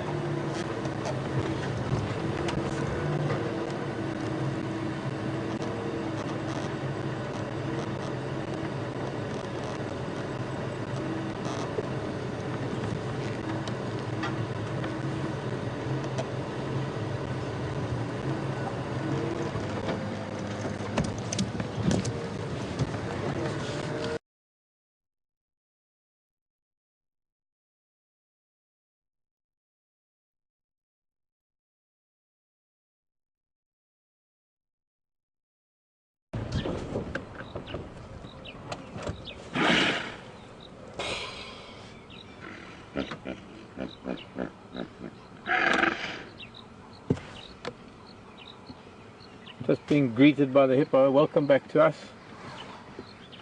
And a quick greeting by the hippo.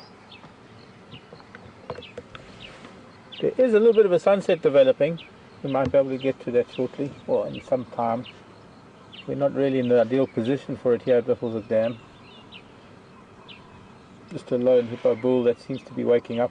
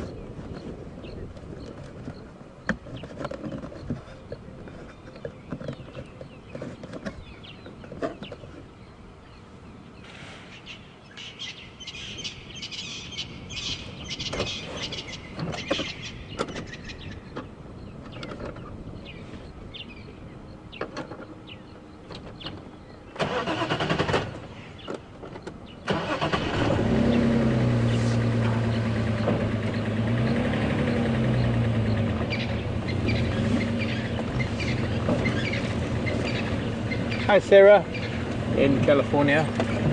We don't know if we have any birds that imitate sounds. We do have a number of birds actually, Sarah, that are mimics. A couple of the robin species are mimics. The Natal robin in particular is a great mimic. There is also the sleeping buffalo. That's interesting. Buffalo flat on his side. He hasn't even woken up with us yet. Maybe I'll just go a little closer and have a look. Just by coming here into the grasses, maybe he'll wake up. His head nodding a little bit. Mr. Buffalo. See, if I was a lion, you'd be dead now, dude. What was that noise? Sorry to be your alarm clock. That was a very strange noise for a hippo. I just felt I had to just check to see if he was indeed sleeping. Didn't really mean to start with him like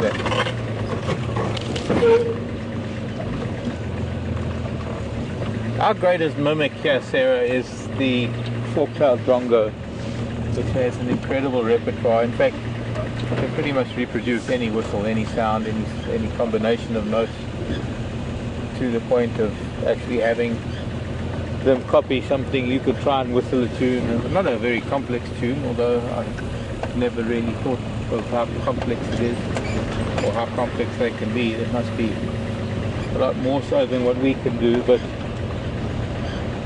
I've sometimes had little whistling back and forward, copying successions with fork-tailed drongos, and they're known to mimic larger birds, they're known to mimic small owls.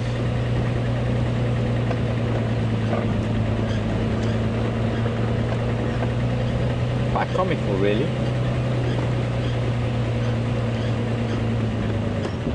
I'm going to go and see if we can find a spot. Looks like it's going to be quite a magical sunset tonight.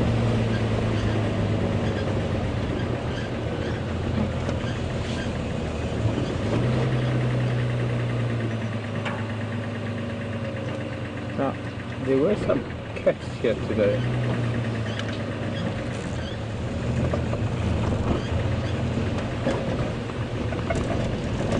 See, we might lose you in this very deep dip, but I'm just going to poke around, see if we can't find any sign of... I believe it was Kanyeni and her 2 cubs.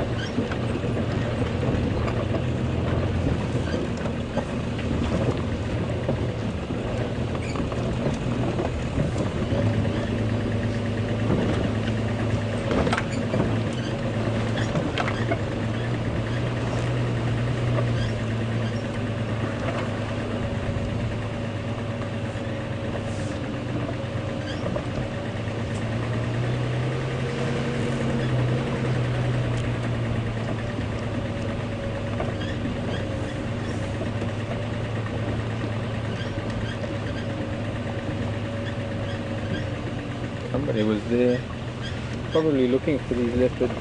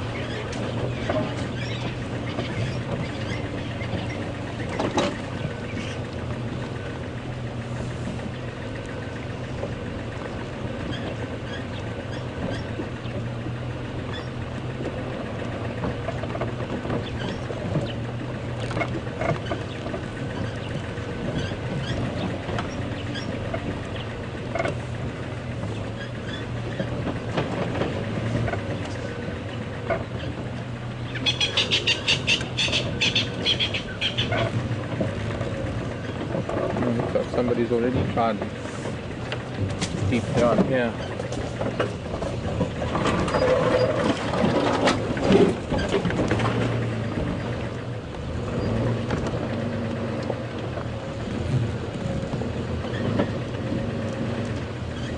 No harm in trying again. No tracks here though on the sand.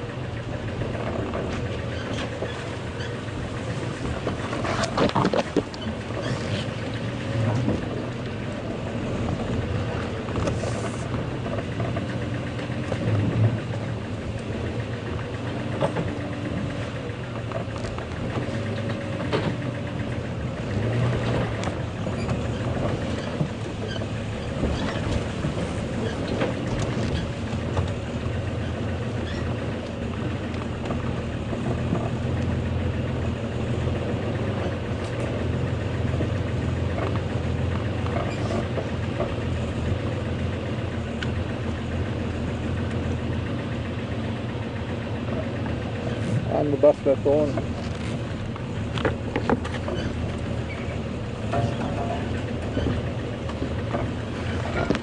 Why is it always worth looking around where other vehicles have been with cats this morning, looking around to see if we can find anything now that it's cooling down a little bit. Screech. Just one last try down at the dam.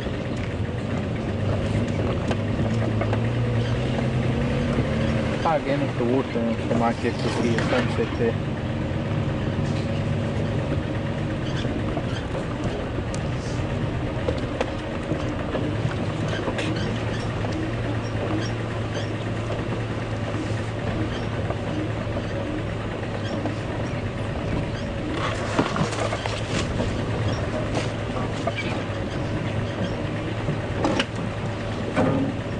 Got trout here.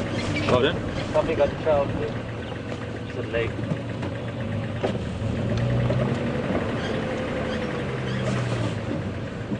Oh, it's old buffalo. Really old. Yeah, I spotted. Interesting, old buffalo leg.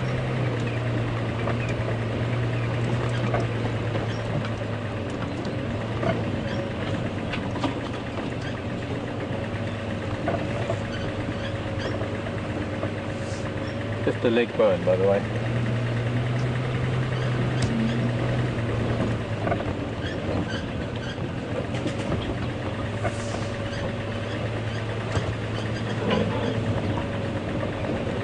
I remember so many things here in this little corner of Arathusa Dam.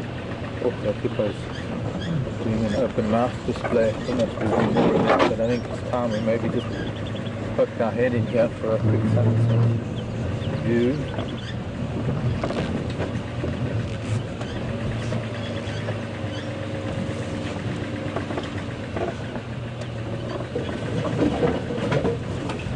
Sorry, worry.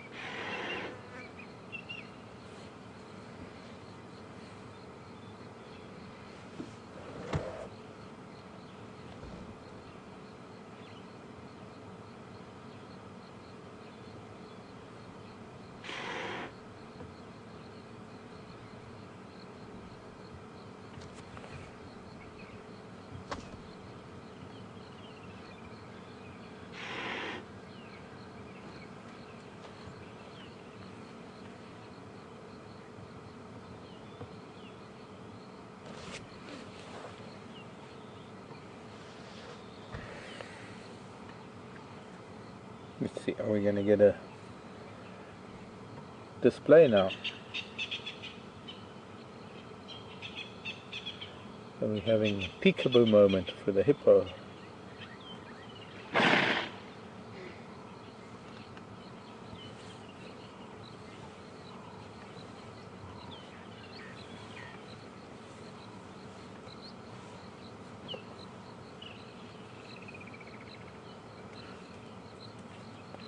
Our little golden pond. Mr. Fonda.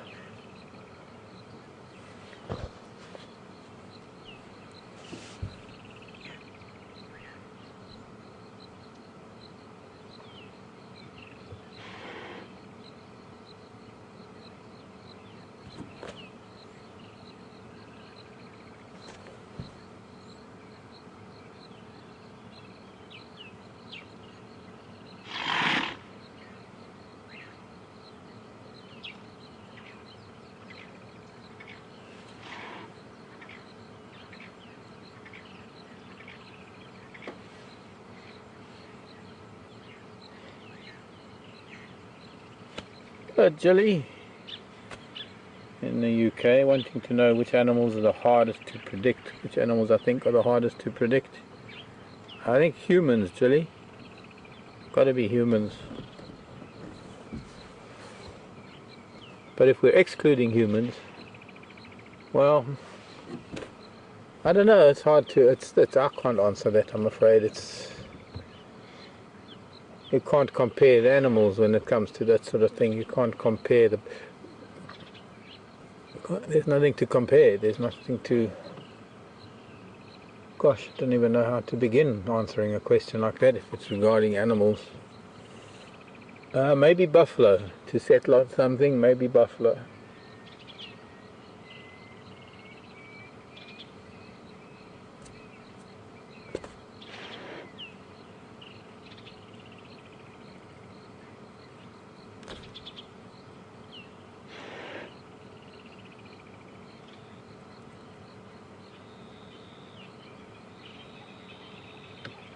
It would be nice to have the hippo in the golden part of the pond. I would have to move for that. Or he would have to move.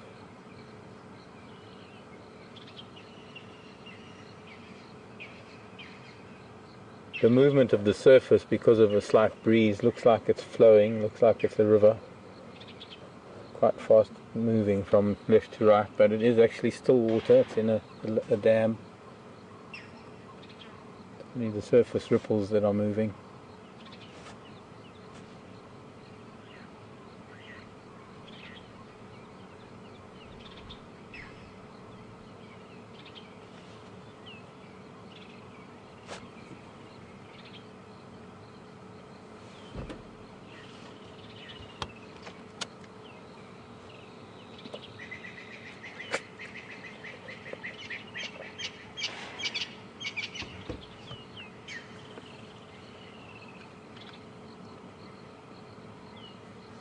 Interestingly, the muscles in the nose and the ears automatically close off when he goes underwater. The ears fold back, muscles close them off, nostrils close up. Type of a sphincter muscle that pretty independent to conscious thought.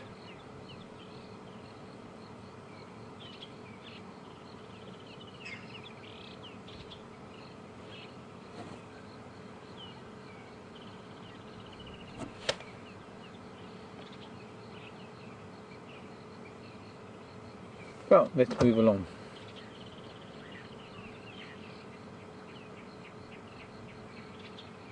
The sun's going behind a bank of clouds. I mean, we might get a little bit more colour out of it in a few minutes. At the moment it's mostly just whites and greys.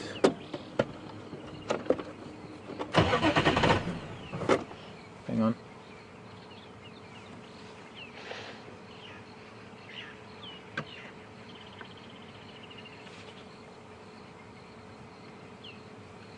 Thought I might have heard monkeys shouting. Fly.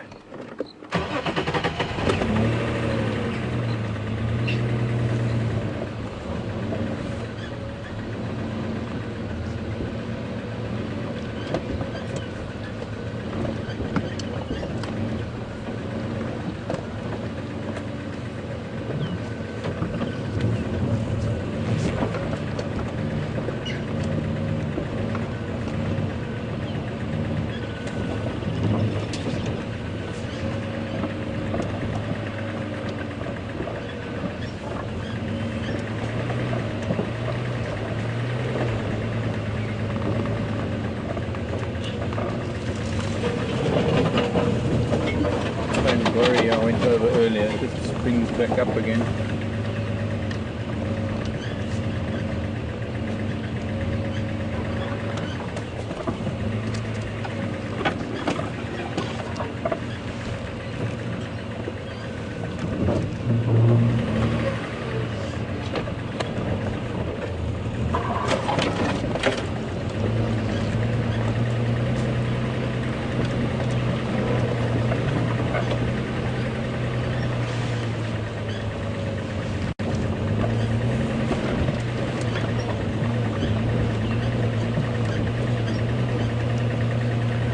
Danielle in the Netherlands wants to know if hippos can hear underwater, and yes, most certainly they can, Danielle. In fact, I think the majority of their communication is done underwater.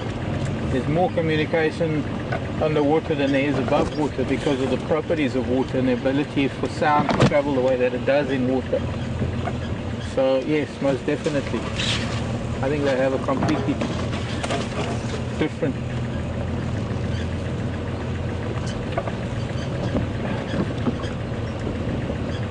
vocabulary, different vocalizations that they use underwater with each other.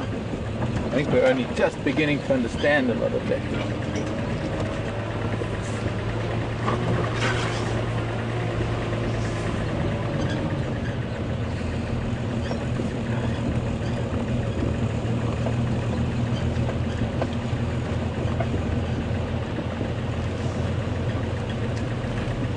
The fly has been bugging me for half an hour now. Getting everywhere where it tickles the most. My ears, my eyes, my nose, my mouth.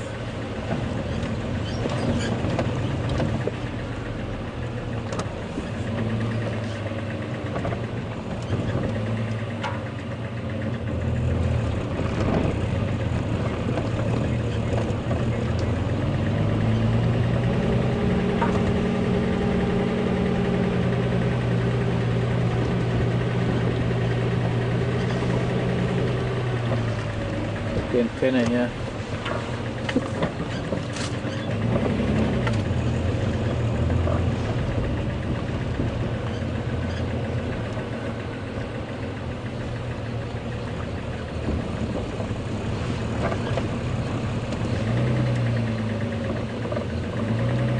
Okay, well, while I'm still trying to find something, we're going to head back to Scott, and I think the lion that he's with starting to wake up at the moment, so by all means let's go and see what Scott's up to and see what those cats are doing, and I'll see you later. Bye for now.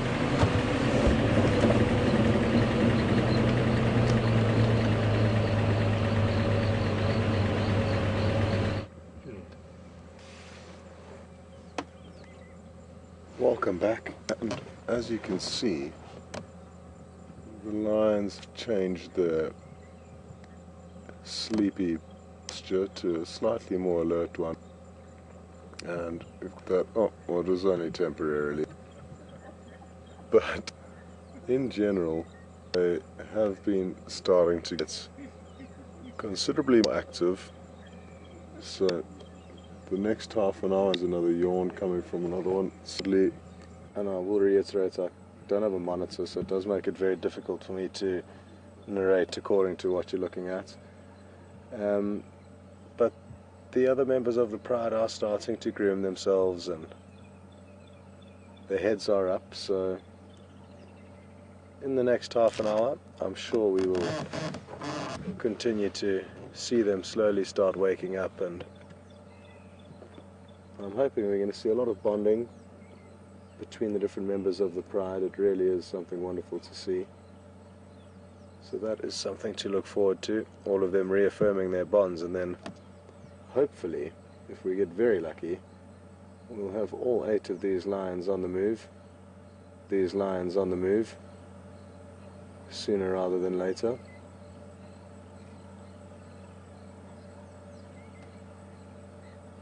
Hello.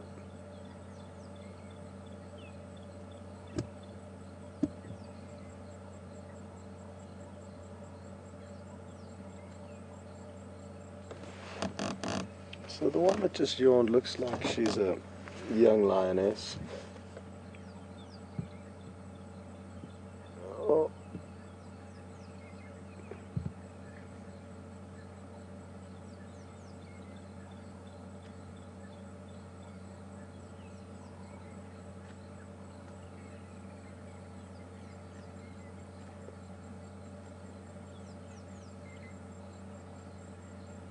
And this is the grooming and bonding I was hoping we were going to see and continue to see as the next half an hour unfolds. I think what got that big male lion up was an incessant fly that continued to pester it to the point of him having to get up and really try and get rid of it. And as you can see, slowly they are beginning to show more signs of life, and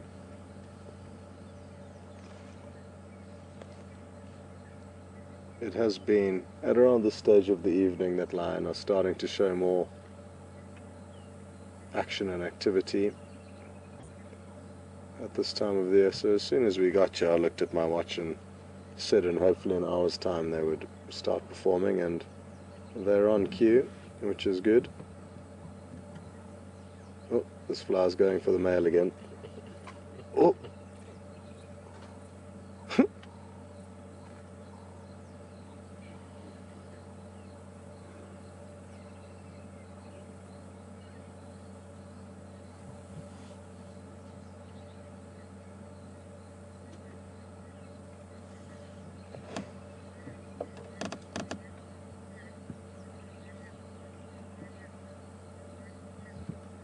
The questions just come through from John in Connecticut asking how old I think the beautiful big male is that we can see, and I would guess that he's around 8 or 9 years of age, but I could be wrong. Let me just double check with yours. Yours, do you know how old the Matimba male is? The big male, do you know how old he is roughly?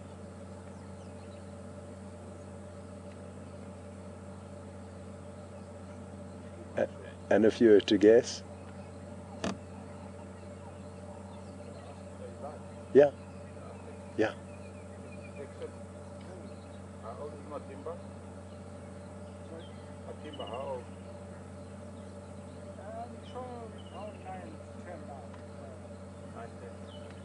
Okay, so Texan, one of the other guides, also has an idea of around 9 or 10 years of age. So I hope that helps you, John, and probably a couple more years of dominance for him before his coalition's reign comes to an end. But impossible to tell how long they will be dominant for, but possibly another year or two before the next young dominance coalition comes through.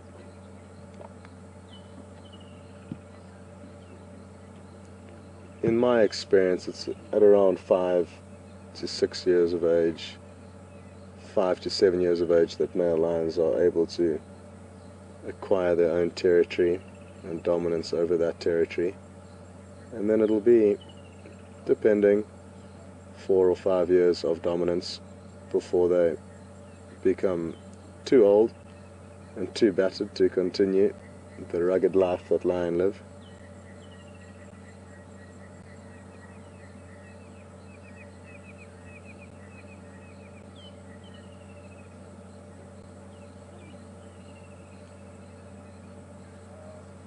Well, the lions that we're watching now, there's essentially 2 groups of 4 that have split up very slightly, and the ones that we're viewing now, even though it's just one of them, is showing more signs of life. Don't go, keep cleaning.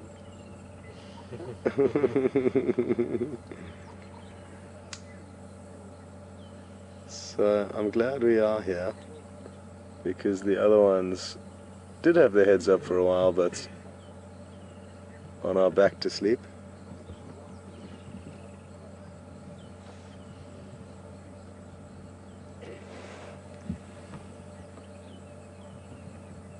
Let's see if this young male here doesn't give us a big yawn. Come on. The problem is I think he's going to flip his head backwards when he does do it. Oh, no.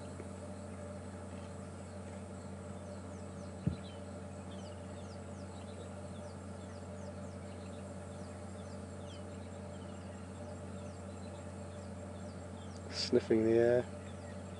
Who knows what he can smell?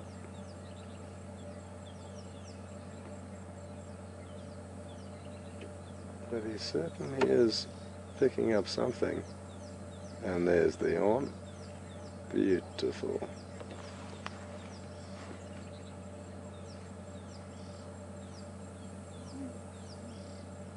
A good way of aging lions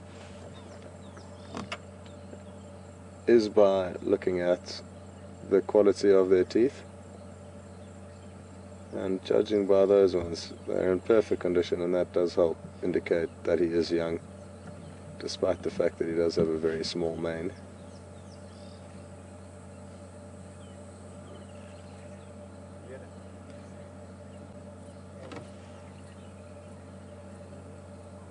Now they've all picked up their heads because they can hear other lions roaring, and yours managed to hear them.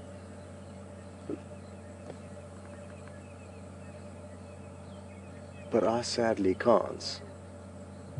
In all likelihood, it's probably one of the big Matimba males, or potentially the other lioness from this pride that are missing, that are trying to reunite with one another. And let's just hope that these lions here decide to call back. Because if there's one thing in Africa I could choose to show people when they're on safari, it would be to hear lions roar. But this is the bonding that we were hoping to see. I hope she's not coming to say hello to us.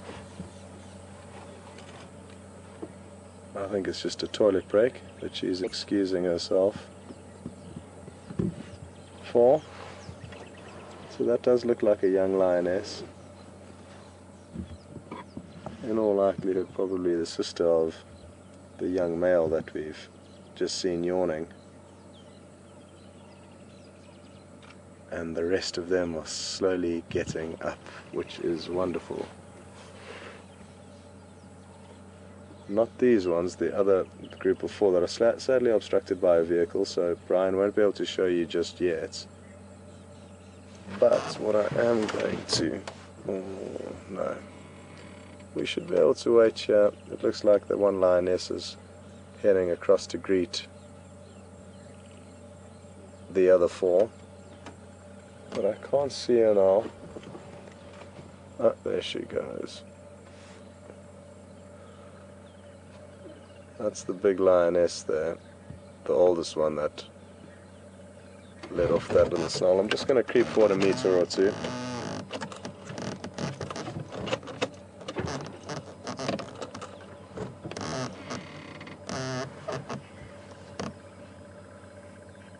No need to do that anymore. Yours has kindly made a little bit of space for us.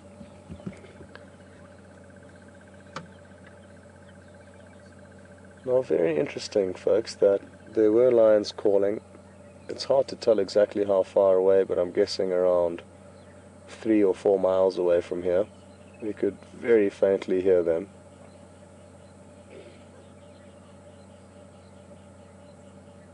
But interesting that none of these lions decided to respond.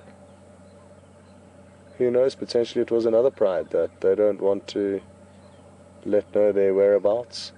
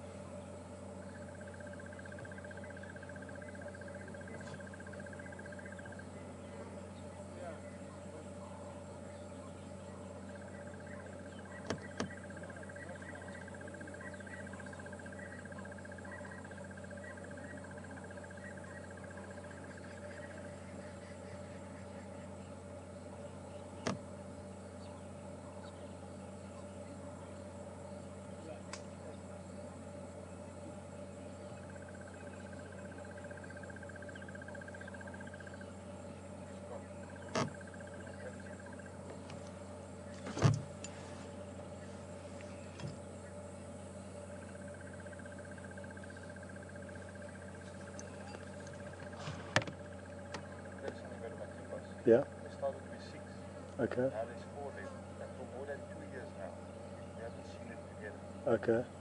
So maybe 2 and 2 years. That's why those young males in trouble. You don't see them Okay. together anymore. Okay, great. Thank you very much for that, George. Cool. Thank you. So Jos just let us know some interesting info on the coalition called the Matimbas, which this one big male lion is or was a part of. Now initially there were 6 of them that banded together, and that's an incredibly large coalition of males, so they would have commanded huge strength in this area. But 2 years ago the coalition dropped down to 4 members. I'm not sure exactly what happened to the other 2. And I'll just let him walk past before I continue talking.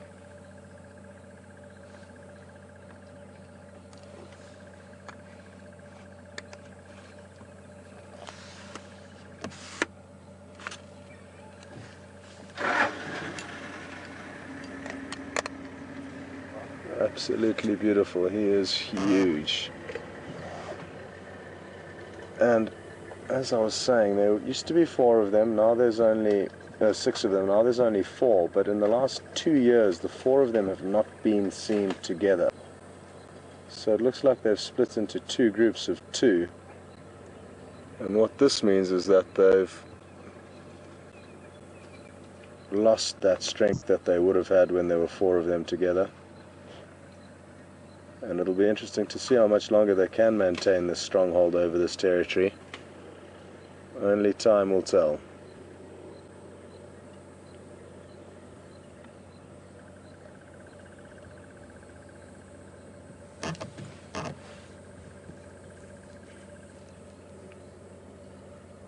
Now there's one last young male that's going to get up shortly and follow the rest of the pride, so we'll wait for him to start moving before we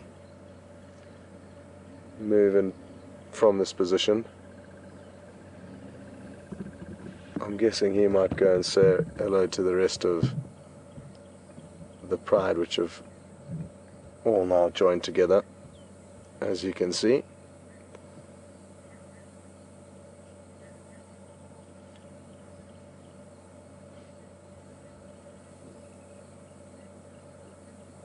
And I think he's going to start feeling a little bit left out with all the bonding and games that are going on between them now.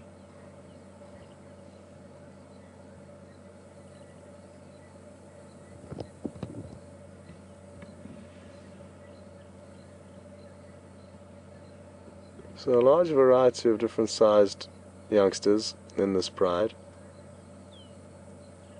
It would be interesting to know the exact dynamics.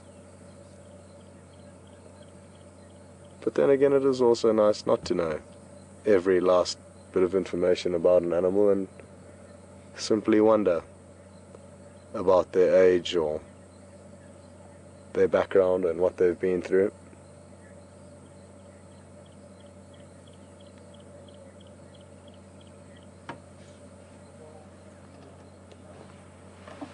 Can you see the big male from where you are there, Brian? I'm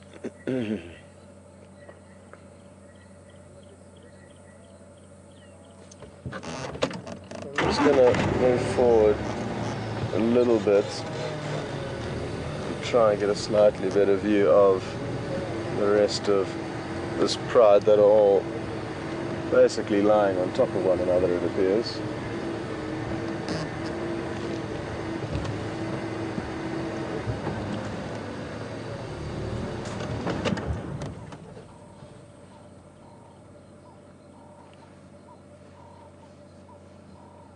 Copy, thank you.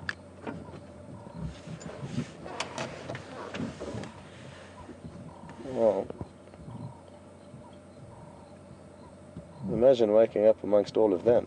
That would be a surprise.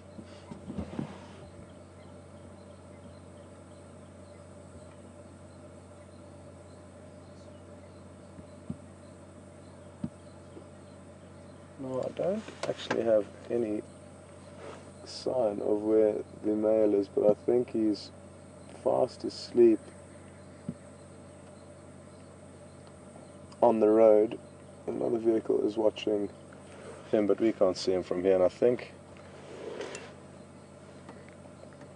that by positioning ourselves with the majority of the pride, we are going to increase our chances of seeing the most action.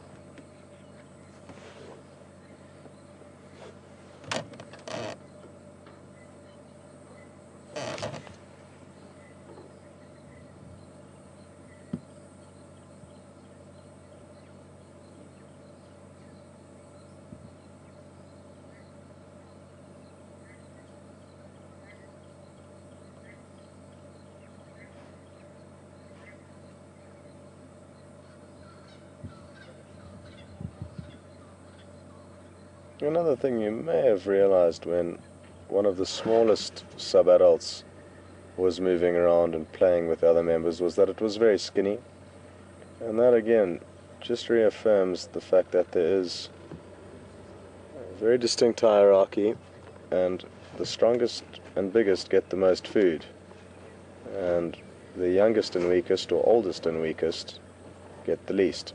And that's nature's harsh but efficient way of making sure the important members of the pride, which are the adults that can hunt and therefore feed the rest of the pride, are in the strongest condition.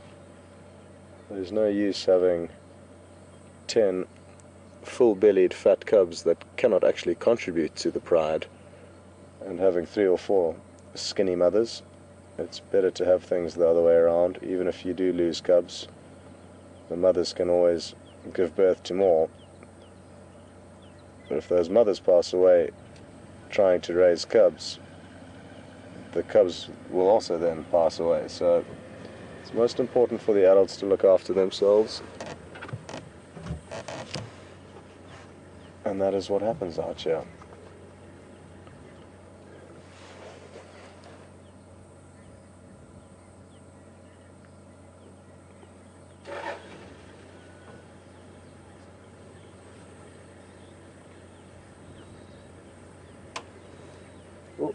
The young male's walking behind us, and it's going to provide Brian with a close-up view, and you with a close-up view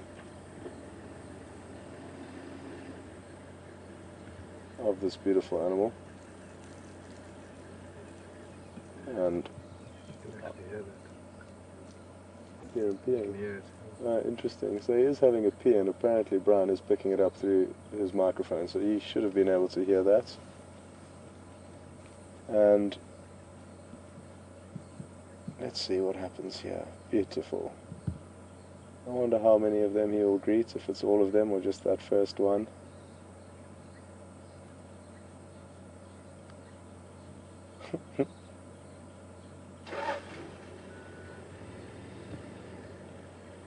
Sorry, Alex, you can go again with that question, please.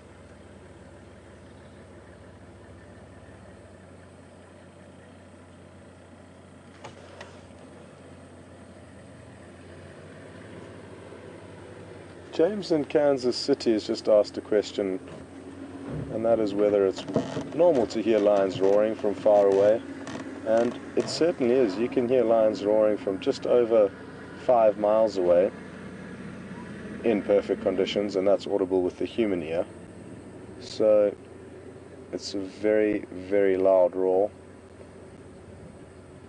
But a lot does depend on the direction they're facing in, the lie of the land that they're calling from, and the vegetation in that area. Awesome. Let's see what happens here. Wonderful. So now that lioness that's stretching with her tail highest in there, I think, is the adult, and the one that's just got up is the smallest one now, that one of the smallest one that's still quite skinny. So it looks like one adult lioness here. The other 2, I think, are off mating, or at least one of them are mating, but this is what we've been waiting for, and perfect timing that they've decided to get up and move around for us. So those 2 look like they are brother and sister, the 2 smallest, and like I say, they haven't been getting too much food at mealtime, and you can see that. But not uncommon with lion.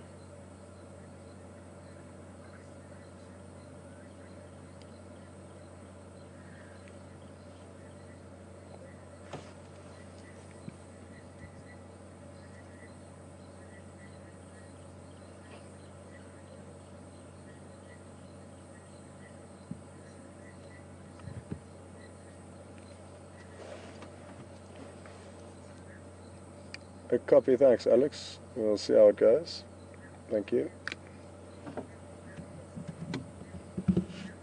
I'm wondering if it's not worth going around and having another look at that male. He does have his head up at the moment. And he is looking in the direction of where the other lion were calling from earlier. And I really would love to be in a position to see and hear him roar, if he does. So, that is what we shall do. We shall position ourselves between the two groups, that way hopefully getting a good shot of him if he does roar. And there is a chance of getting the fit to do it. This is when it could well happen.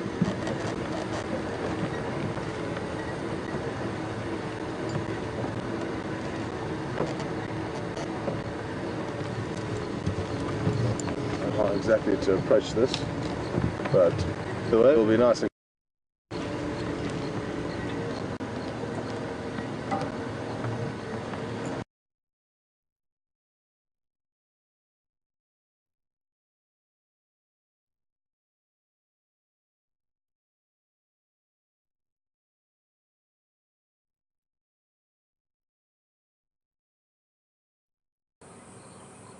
and just lost signal from Scott, so just hoping we're going to get back to him toward the end of drive. Interesting that we with lion and other lion are calling, so it'll be nice to see how those other lion or how the Nkuhumas react.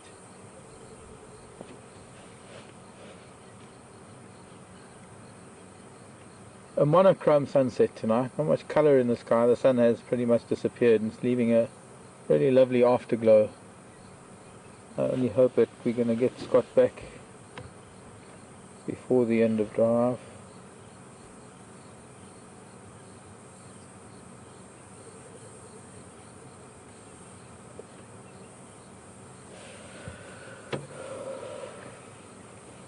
There's zebra coming into our little sunset. We've had a zebra afternoon. It might even be the same herd, I don't know. I doubt it, but we'll not really sure. Coming to see what we're doing. Fancy big stallion up front.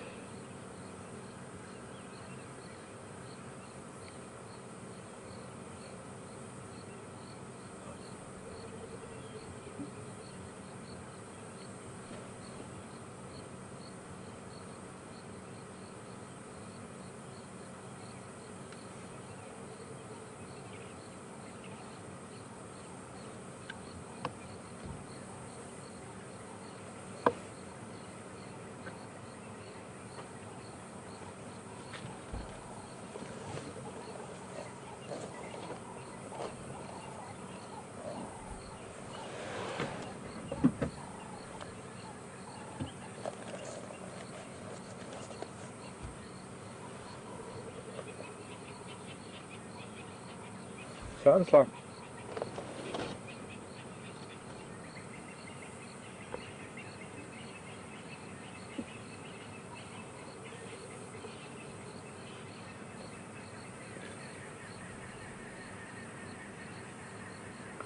judging by the radio chatter, the other lion were calling now, and it looks like, I don't think these zebra reacted to that, but they reacted to something.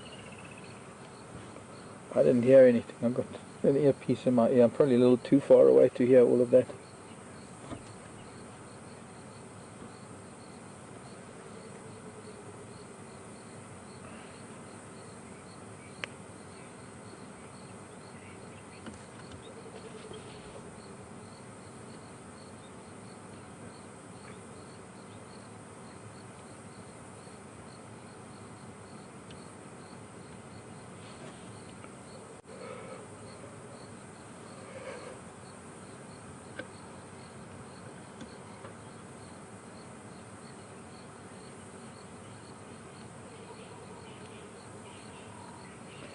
Got an interesting, very broad mark on his neck. We should be able to recognize him again, the zebra.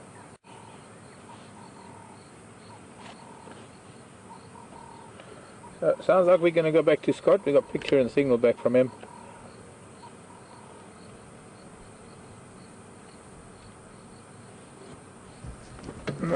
We'll head over to Scott, and then you can see what happens the last few moments of the day. And I'll see you all tomorrow morning for the 6 o'clock drive.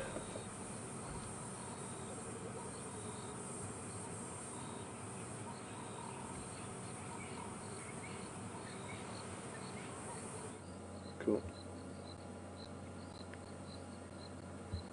Well, sorry about that delay in broadcast. We are right on the edge of our broadcast range here and trying to get a better view of this male. We lost signal. Now he is completely fast asleep and not looking like he's going to perform for us shortly. And the rest of the pride have also slowly started to relax after the initial little rebonding, reuniting that we saw them do earlier. So it looks like they may be calm for the next while. If they were on the move and we knew they were heading towards any potential prey, then we certainly would stay with them, but we don't know of any game in these surrounding areas, and well, we're not sure exactly how long it will take for them to get up, so we will just enjoy the next 2 minutes here with them. Hopefully something will happen in that time, but I'm not expecting great things. But what a wonderful afternoon we've had. We came out looking for 2 young leopard and instead found 8 lion. So that's how it goes out here, and you take whatever you can get, that's for sure. So it is disappointing that we couldn't have a few more visuals of those 2 young leopard that we did see this morning, but what a better substitute for leopard than lion.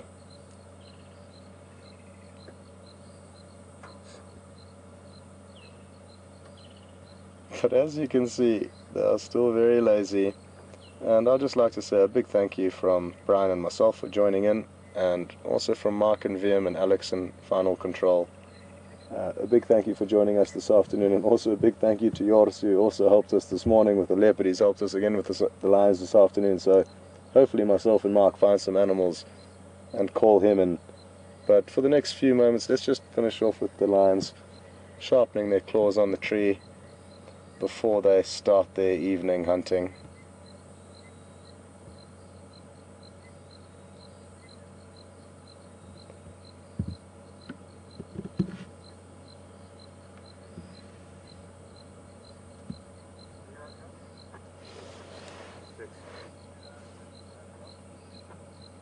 Yeah, Abel owes me a lot of money.